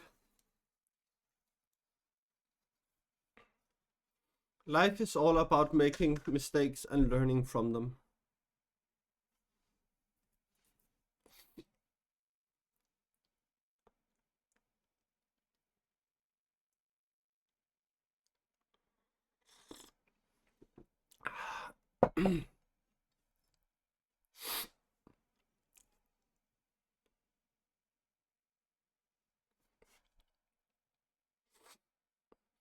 Suddenly he awoke from his thoughts. A strange feeling suddenly came to him that something was behind him, that unfriendly eyes were upon him. He sprang up and turned, but all that he saw to his surprise was Boromir, and his face was smiling and kind.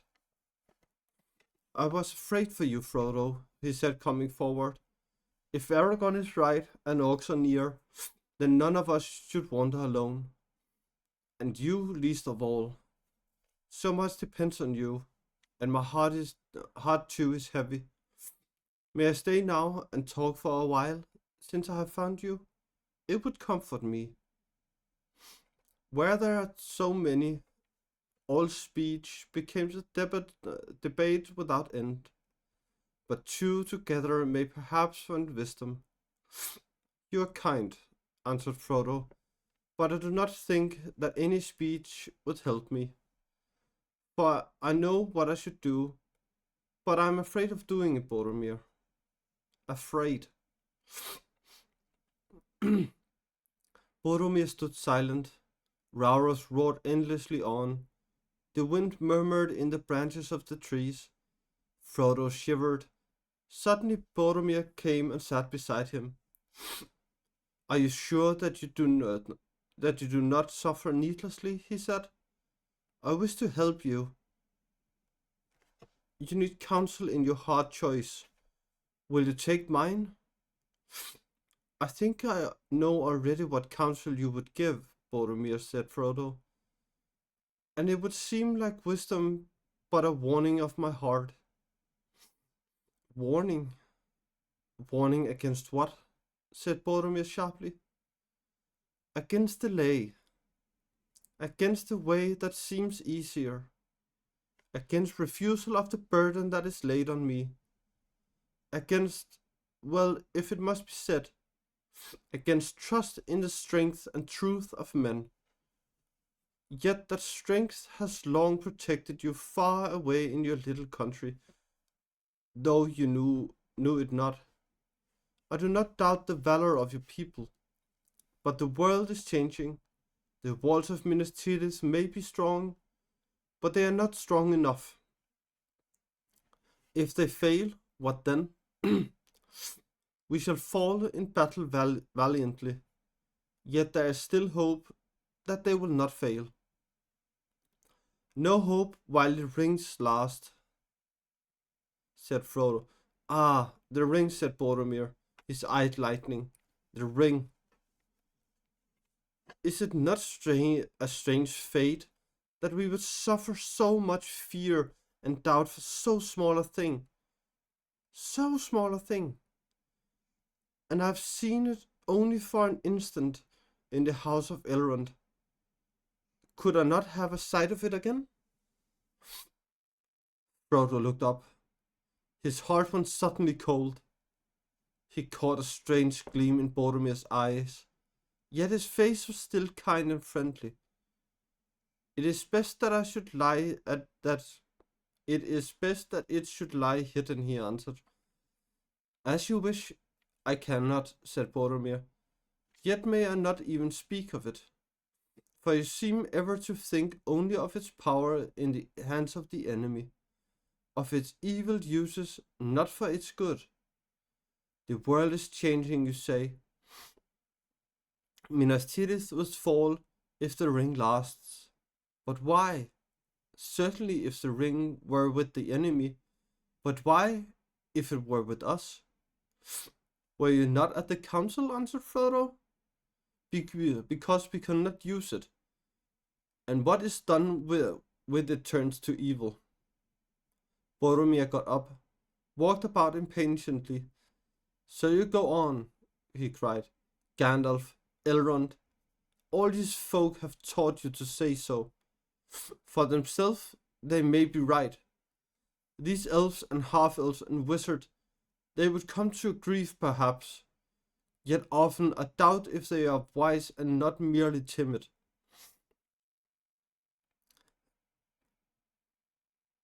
But each to his own kind, true-hearted men, they will not be corrupted.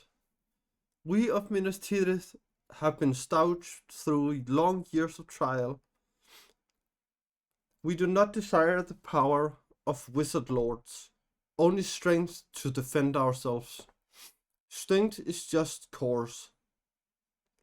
And behold, in our need, chance brings to light the ring of power. It is a gift, I say, a gift to the foes of Mordor. It is mad not to use it, to use the power of the enemy against him. The fearless and ruthless, these alone will achieve victory. What could not a warrior do in this hour? A great leader. What could not Aragorn do? Or if he refuses, why not Boromir? The ring would give me power of command. Have nice food, Earthling. Have nice food.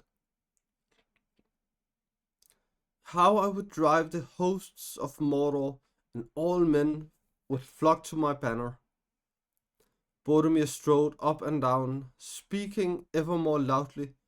Almost he seemed to have forgotten Frodo, while his talk dwelt on walls and weapons, and mustering of men, and he drew plans for great alliances and glorious victories to be. And he cast down Mordor, and became himself a mighty king, benevolent and wise. Suddenly he stopped and waved his arms. And they tell us to throw it away, he cried.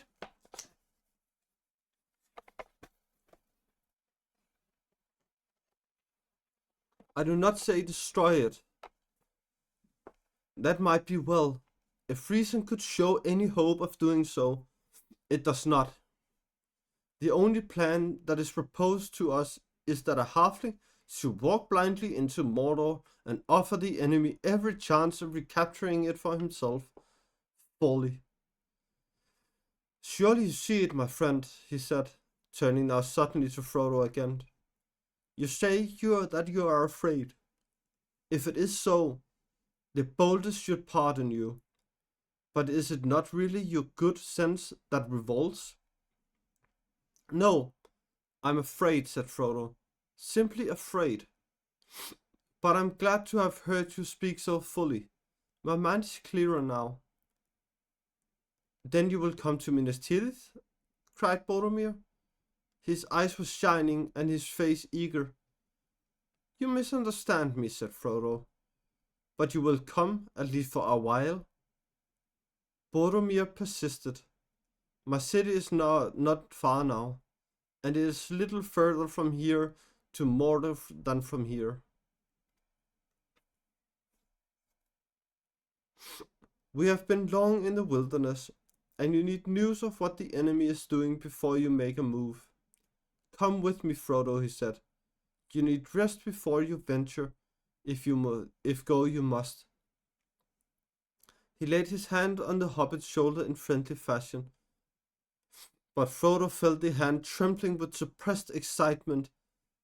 He stepped quickly away and eyed with alarm the tall man, nearly twice his height and many times his match in strength. Why are you so unfriendly? Said Boromir. I am a true man, neither thief nor tracker. I need your ring, that you know now, but I give you my word that I do not desire to keep it. Will you not at least let me make trial of my plan? Lend me the ring. No, no, cried Frodo. The council laid it upon me to bear it. It is by our folly that the enemy will defeat us, cried Boromir. How it angers me.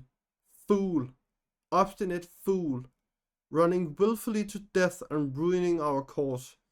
If any mortals have claim to the ring, it is the men of Númenor, and not halflings. It is not yours to save by unhappy chance. It might have been mine. It should have been mine. Give it to me.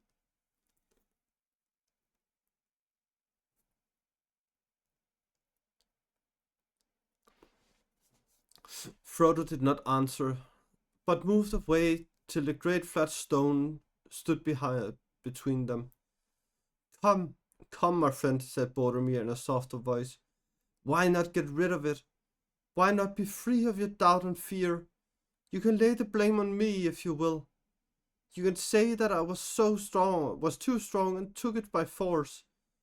For I am too strong for you, halfling, he cried, and suddenly he sprang over the stone and leaped for Frodo. His fair and pleasant face was hideously changed. A raging fire was in his eyes.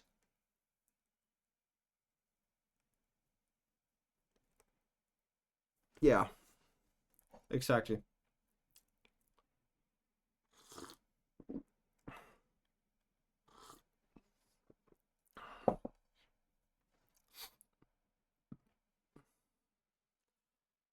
Min was corrupted within 40 to 50 years.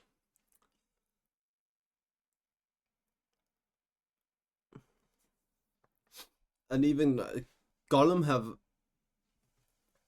he was already corrupted a lot beforehand. But he hasn't given in to the ring as much as Boromir just did. Over like 300 years.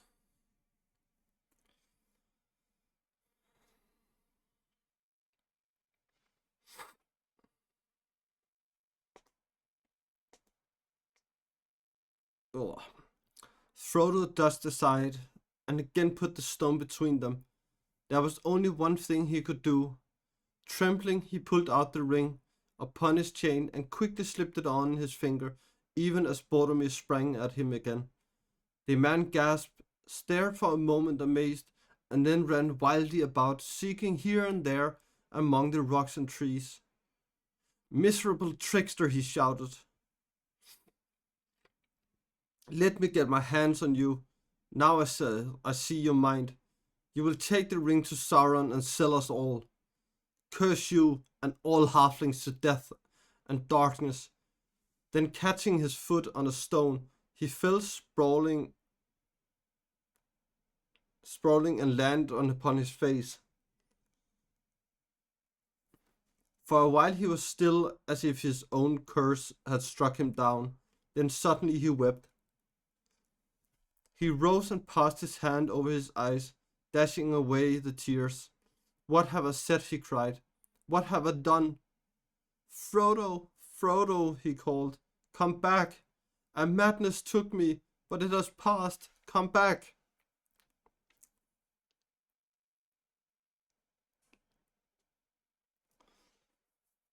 The will of men is weak. There was no answer. Frodo did not even hear his cries. He was already far away, leaping blindly up the path to the hilltop. Terror and grief shook him, seeing in his thought the mad fierce face of Boromir and his burning eyes. Soon he came out alone on the summit of Amon Hen and halted, gasping for breath. He saw as through a mist a wide flat circle, paved with mighty flags and surrounded with crumbling battlement, and in the middle, set upon four carven pillars, was a high seat, reached by a stair of many steps. Up he went and sat upon the ancient chair.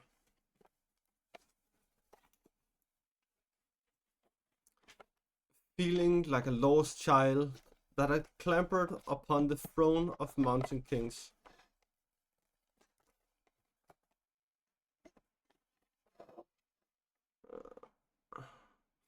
At first he could see little.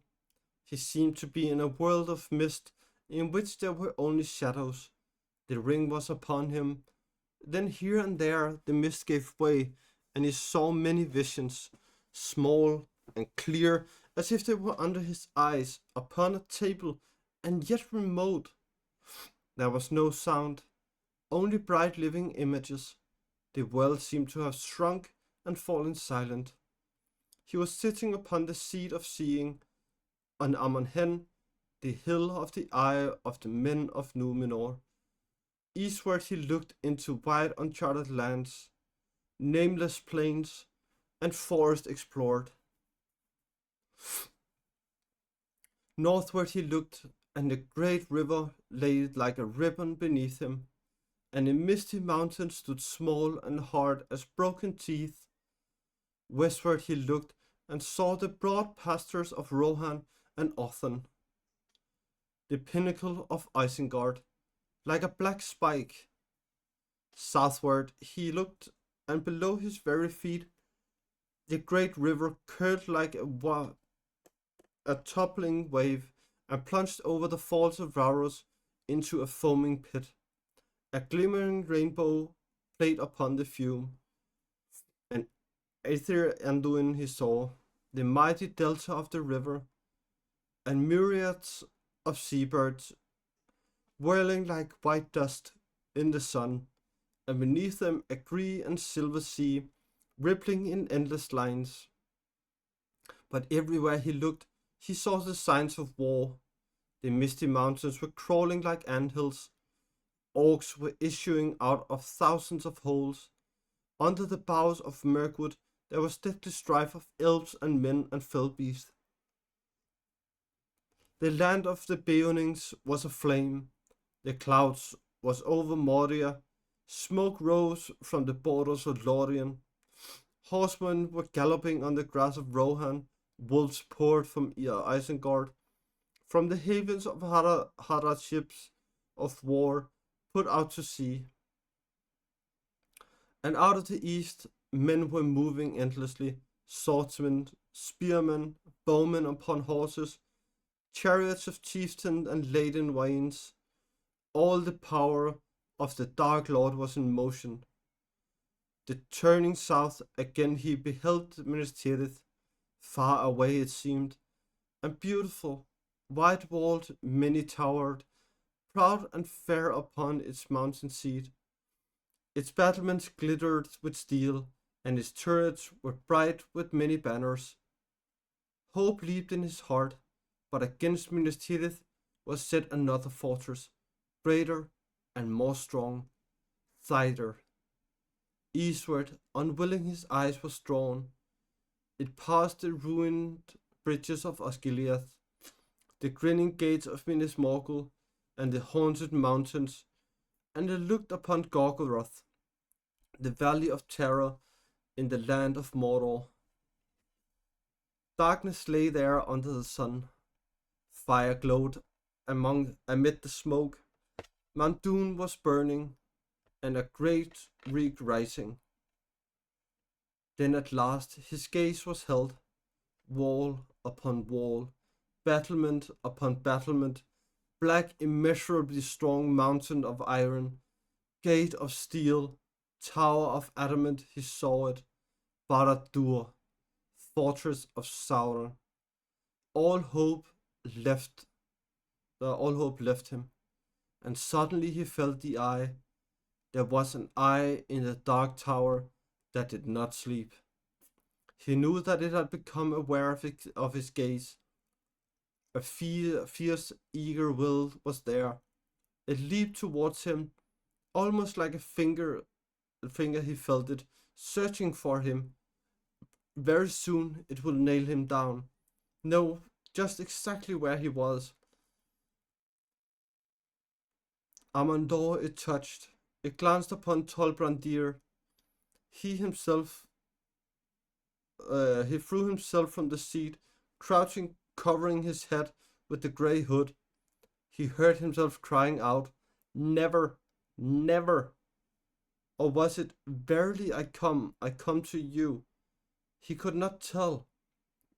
Then, as a flash from another point of power, there come to his mind another thought. Take it off, take it off, fool, take it off, take off the ring. The two powers strove in him. For a moment perfectly balanced between their piercing points, he writhed, tormented. Suddenly he was aware of himself again. Frodo, neither the voice nor the eye, free to choose, and the one remaining instant in which to do so. He took the ring off his finger. He was kneeling in clear sunlight before the high seat. A black shadow seemed to pass like an arm above him. It missed Amon Hen and groped out the west and faded. Then all the sky was clean and blue, and birds sang in every tree.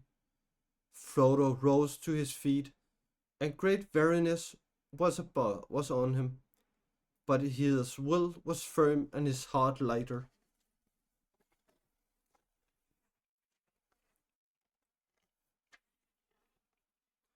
He spoke aloud to himself. "I will do now what I must," he said. This at least is plain. The evil of the ring is already at work, even in the company, and the ring must leave them before it does more harm. I will go alone. Some I cannot trust, and those I can trust are too dear to me. Poor old Sam, and Merry, and Pippin. Strider too. His heart yearns for Minas Tirith, and he will be needed there, now Boromir has fallen into evil. I will go alone at once.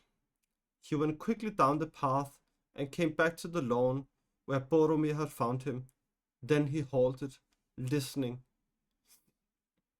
He thought he could hear cries and calls from the woods near the shore below. "They'll be hunting for me," he said. "I wonder how long I have been away." "Hours, I should think." He hesitated. "What can I do?" he muttered. "I must go now, or I shall never go. I shan't get a chance again. I hate leaving them, and like this, without any explanation. But surely they will understand. Sam will. And what else can I do?" Slowly he drew out the ring and put it on once more. He vanished and passed down the hill, less than a rustle of the wind. The others remained long by the riverside. For some time they had been silent, moving restlessly about, but now they were sitting in a circle and they were talking. Every now and again they made effort to speak of other things, of the long road and many adventures. They questioned Aragorn concerning the realm of Gondor and its ancient history, and remnants of its great works that could still be seen in his strange borderland of the Immenmuel, the Stone Kings, and the seats of Law and Hen, and the great stair beside the falls of Rados. But always the thoughts and words strayed back to Frodo and the ring. What would Frodo choose to do? Why was he hesitating? He is debating which course is the most desperate, I think. said Aragorn. And well he may. It is now more hopeless than ever for the company to go east, since we have been tracked by Gollum, and must fear that the secret of our journey is already betrayed. But Minas Tirith is no nearer to the fire, and the destruction of the burden. We may remain there for a while and make a brave stand, but the Lord Denethor and all his men cannot hope to do what even Elrond said was beyond his power.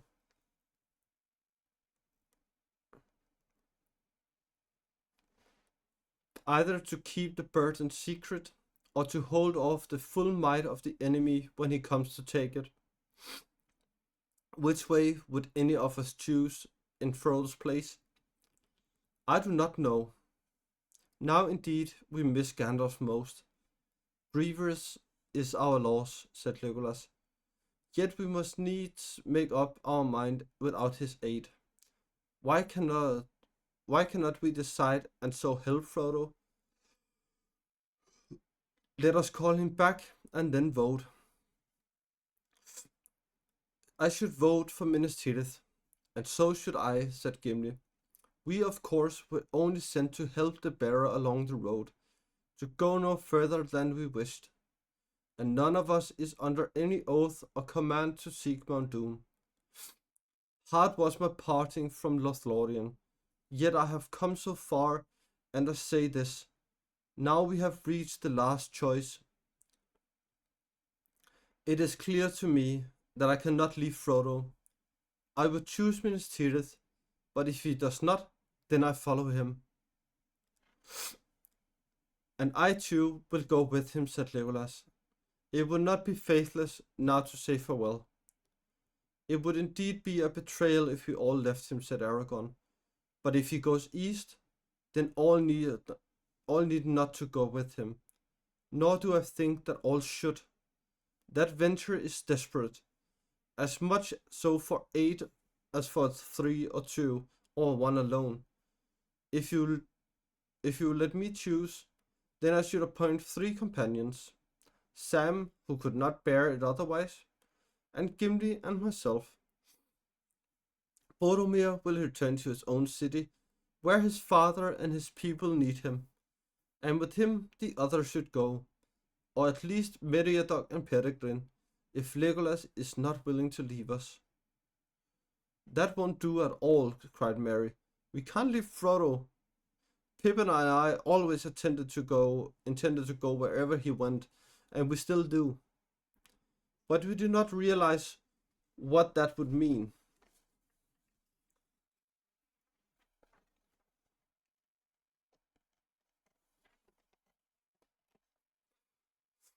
It seemed different so far. In the Shire and in Rivendell, it would be mad and cruel to let Frodo go to Mordor. Why can't we stop him? We must stop him, said Pippin, and that is what he is worrying about, I'm sure. He knows that we shan't agree to his going east, and he doesn't like to ask anyone to go with him. Poor old fellow.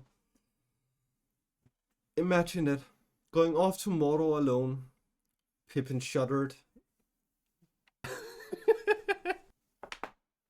Oh.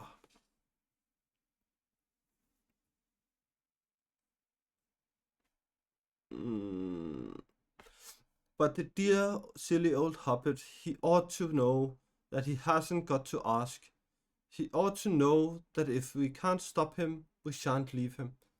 Yay! Get the patate! Get the patate! Eh. Nice, V. Nice. Eh. Drop.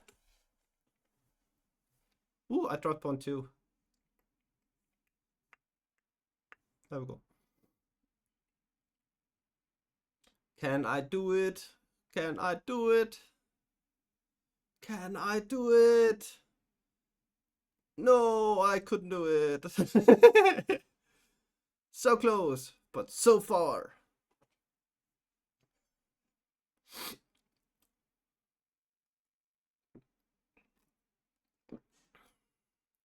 Which finger?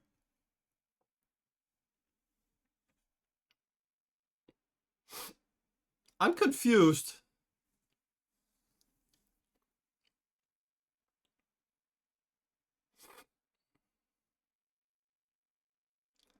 Hi, Stevie. Hi.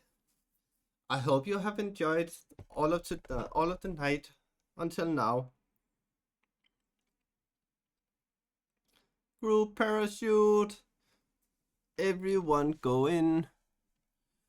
No, this is my head. I was just going in here to make it refocus.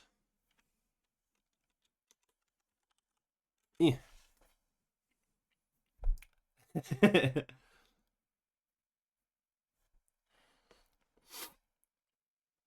So it looks like we have 1, 2, 3, 4, 5, 5.5 pages left of today.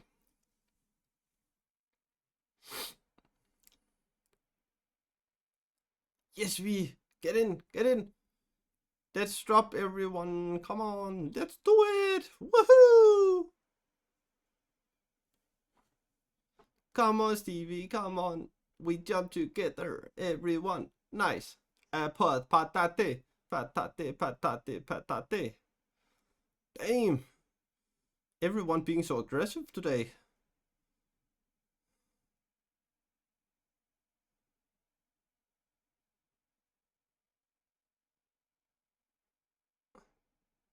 Damn. And nobody got it. Nice. We got 3 patates today. 4.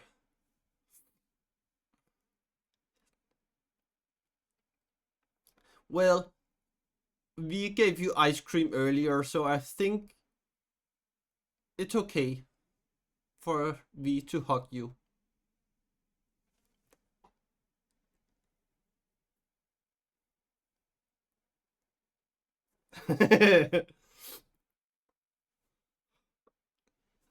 I'm so happy you said with me. One word, and it would be what you're saying to your girlfriend.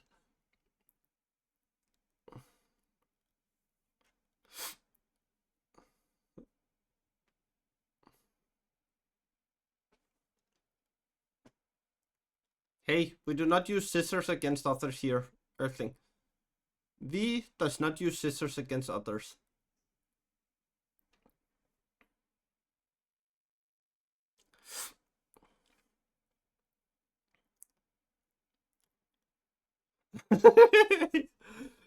Sorry, V. It was too obvious to not say it. Well, I was gonna cut my own.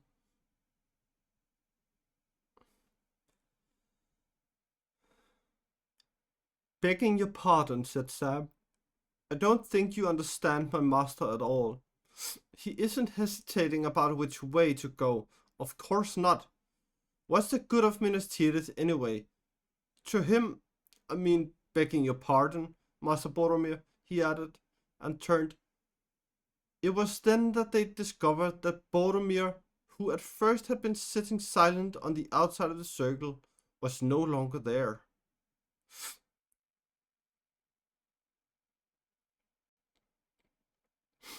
Now where he got to, cried Sam, looking worried. He's been here a bit queer lately. A bit queer lately to my mind. But anyway, he is not in this business. He's off to his home, as he always said, and no blame to him. But Mr. Frodo, he knows he got to find the cracks of doom if he can. But he's afraid. Now it's come to the point. He's just plain terrified.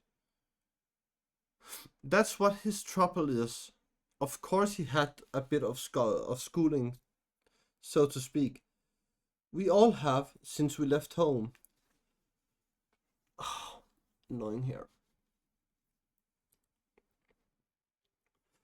Or he'd be so terrified he'd just fling the ring in the river and bolt. But he'll still be still too frightened to start, and he isn't worrying about either of us. Whether we'll go along with him or no, he knows we mean to. That's another thing that's bothering him. If he screws himself up to go, he'll want to go alone. Mark my words. We're going to have trouble when he comes back, for he'll screw himself up all right, as sure as his name is Backins. I believe you speak more wisely than any of us, Sam, said Aragorn. And what shall we do if you prove right? Stop him.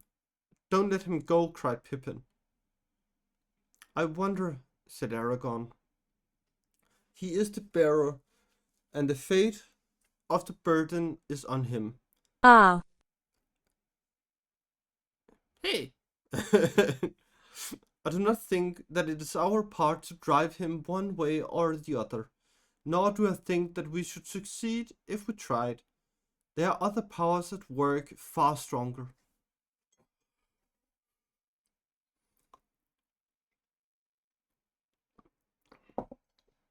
You can be an RV.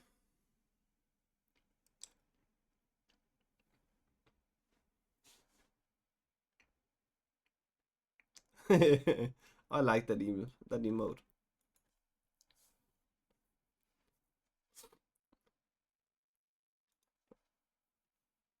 Ugh.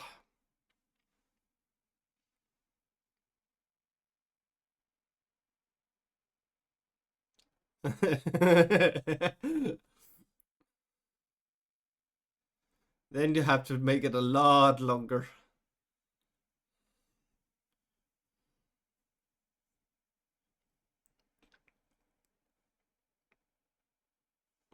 And where did I go to?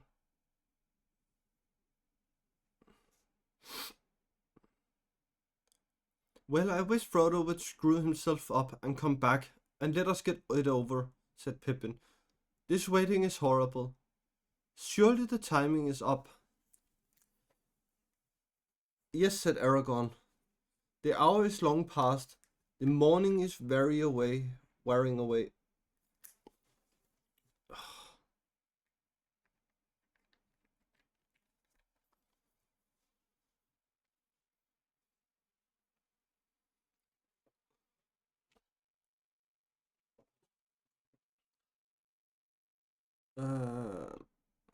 We must call for him. At that moment, Boromir reappeared. He came out from the trees and walked towards them without speaking. His face looked grim and sad.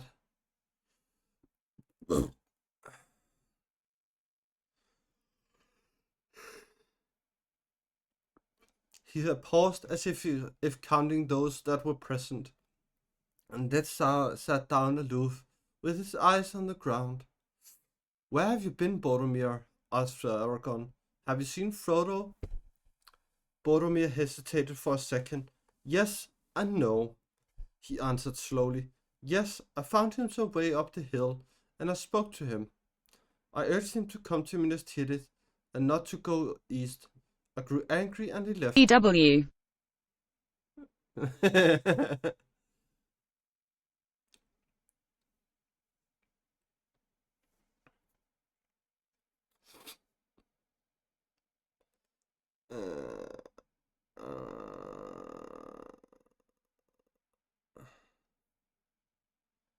A grandly left me. He vanished. I have never seen such a thing happen before, though I have heard of it in tales. He must have put the ring on. I could not find him again. I thought he would return to you. Is that all you have to say? Said Aragorn, looking hard and not too kindly at Boromir. Yes, he answered. I will say no more yet. This is bad, cried Sam, jumping up. I don't know what this man has been up to. Why should Mr. Frodo put this thing on? He didn't ought to have. And if he has, goodness know what may have happened.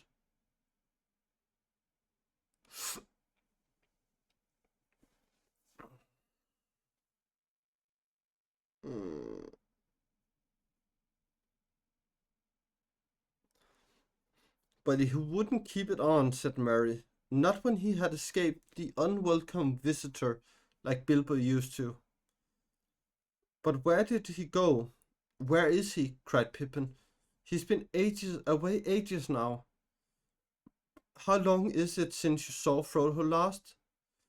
Asked Aragorn. Half an hour, maybe, he answered.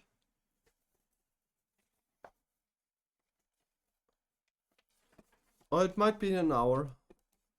I have wandered for some time since. I do not know.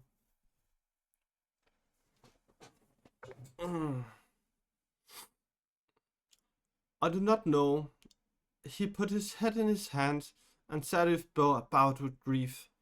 An hour since he vanished, shouted Sam. We must try to find him at once. Come on. Wait a moment, cried Aragorn. We must divide up in pairs and arrange. Here, hold on, wait. It was no good. They took no notice of him. Sam had dashed off first. Merry and Pippin had followed, and were already disappearing westward into the trees by the shore, shouting Frodo, Frodo in the clear, high hobbit voices. Legolas and Gimli were running. A sudden panic or madness seemed to have fallen on the company. We shall all be scattered and lost, groaned Aragorn. Boromir, I do not know what part you have played in this mischief, but help now.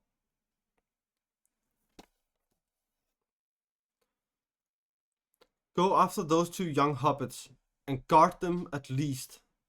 Even if you cannot find Frodo, come back to the spot if you find him, or any traces of him. I shall return soon. Aragorn sprang swiftly away and went in pursuit of Sam. Just as he reached the little lawn among the Romans, he overtook him, toiling uphill, panting and calling Frodo. Come with me, Sam, he said. None of us should be alone.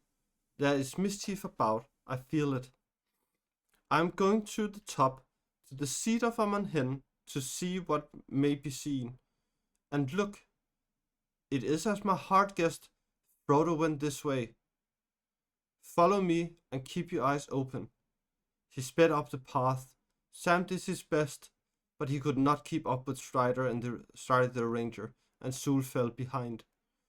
He had not gone far before Aragorn was out of sight ahead. Sam stopped and puffed. Suddenly he clapped his hands to his head. Whoa, Sam Gamgee, he said aloud. Your legs are too short, so use your head. Let me see now. Boromir isn't lying. That's not his way. But he hasn't told us everything. Something scared Mr. Frodo badly. He screwed himself up to the point sudden. He made up his mind at last to go. Where to? Off east. Not without Sam. Yes, even without Sam. That's hard. Cruel hard. Sam passed his hand over his eyes, brushing away the tears. Steady, Gamgee, he said. Think if you can. He cannot fly across rivers, and he can't jump waterfalls. He got no gear, so he got to get back on the boats. Back to the boats. Back to the boats, Sam, like lightning. Sam turned and bolted back down the path. He fell and cut his knees. Up he got and ran on. He came to the edge of the lawn of the Pascaline by the shore, where the boats were drawn out of the water. No one was there. There seemed to be cries in the woods behind, but he did not heed to them. He stood gazing for a moment, stock still, gaping. A boat was sliding down the bank all by itself. With a shout, Sam raced across the grass. The boat slipped into the water. Coming, Mr. Frodo, coming, called Sam, and flung himself from the bank, clutching at the departing boat. He missed it by a yard. With a cry and a splash, he fell face down into the deep, swift water, gurgling the water he went under, and the river closed over his curly head. An exclamation of dismay came from the empty boat. A paddle swirled, and the boat put about. Frodo was just in time to grasp Sam by the hair as he came up, bubbling and struggling. Fear was staring in his round brown eyes. Up you come, Sam, my lad, said Frodo. Now take my hand. Save you, Mr. Frodo, gasped Sam. I'm drowned. I can't see your hand. Here it is. Don't pinch, lad. I won't let you go. Tread water and don't flounder, or you will upset the boat. There, there now, get a hold of the side. Let me use the paddle. With a few strokes, Frodo brought the boat back to the bank, and Sam was able to scramble out, wet as a water rat. Frodo took off the ring and stepped ashore again. Of all the confounded nuances, you are the worst, Sam, he said. Oh, Mr. Frodo, that's hard, said Sam, shivering.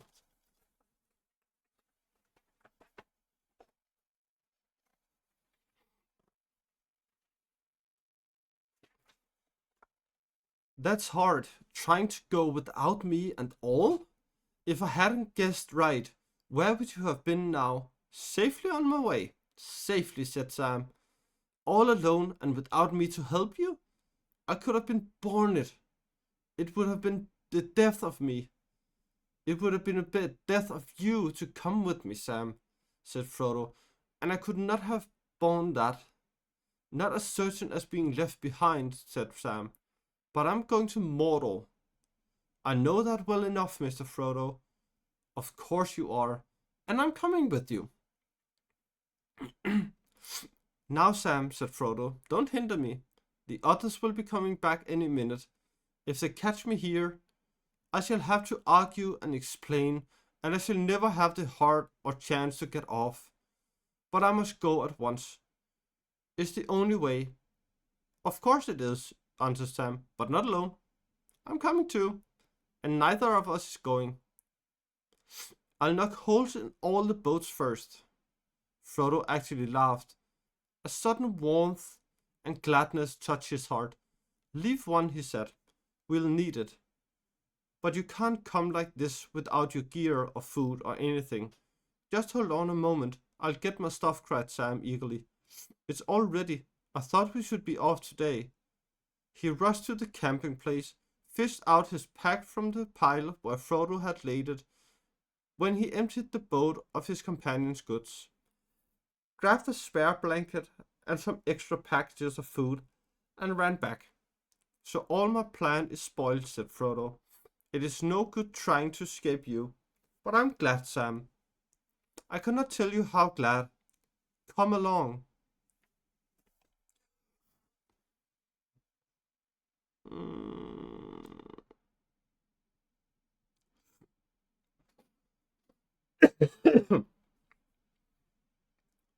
There.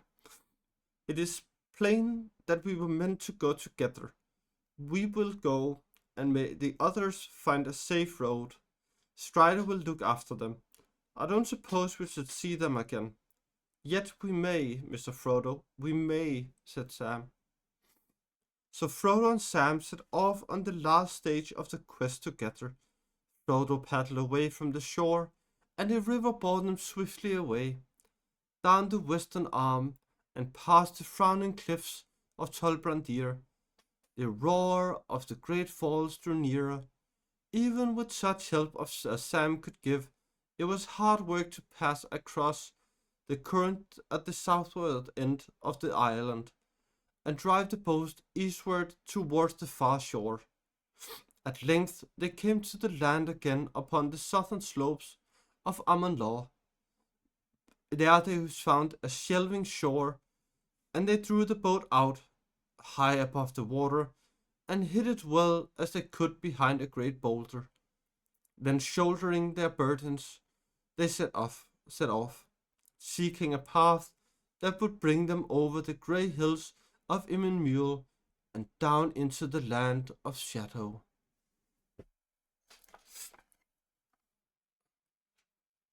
So that was the last page of today.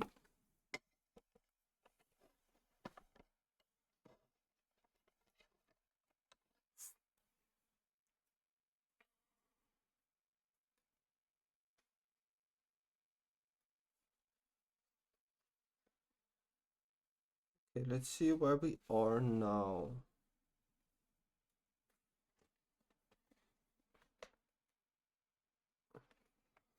So now we have gotten from far over here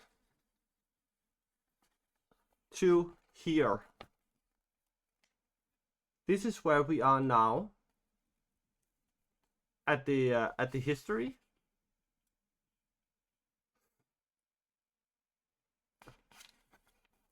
And we need to go into Mordor, which is here. And that is the mountain they have to go to destroy the ring.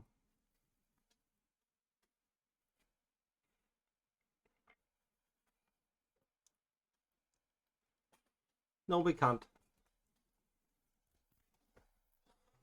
So that is how far we are.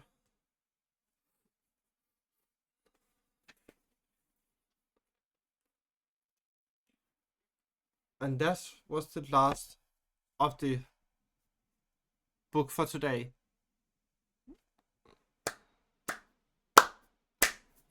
The knives bend the forks, that's the bottles and burn the pots, that's the person that the place, that's the total back in hate, that's the bot, that the mat, the bottle, the battery mat, the shore, that's it out on every door, that's the shot of the fountain pole, that's the boat to boat, that's the door. Oh. That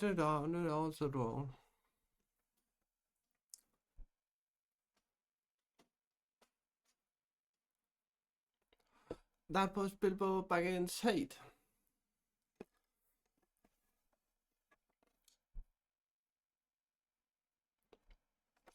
Well, in Denmark we have something called lactate. It's a powder. So you just mix it with water or something else, which you so you can get it down.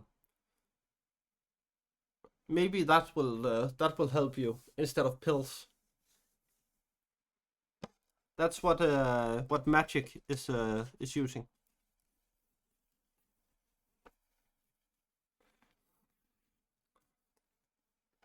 So this shows the one book we are done with.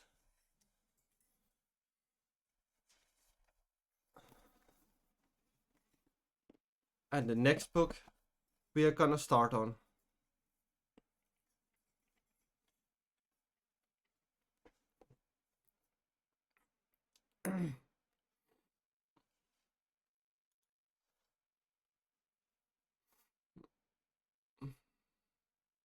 I think I take 6 or 7, maybe 8 pills a day.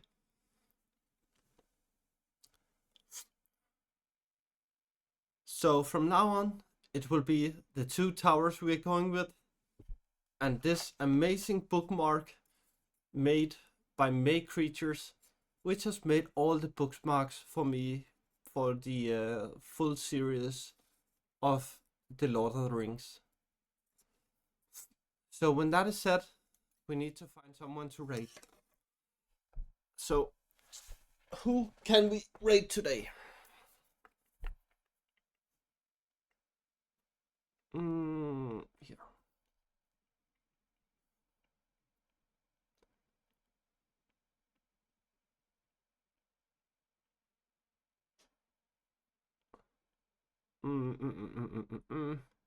I know where we're going.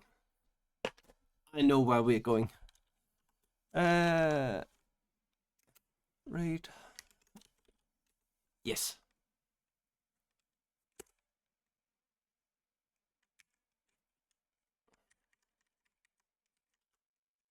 Here we go. Yes.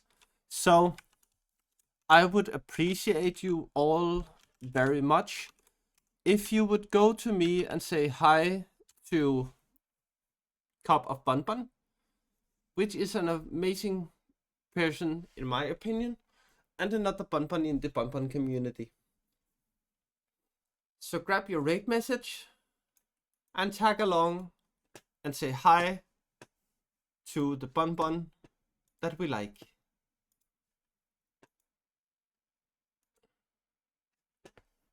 And again, the 4th of August, that will be a birthday stream. So I hope to see as many as you as possible.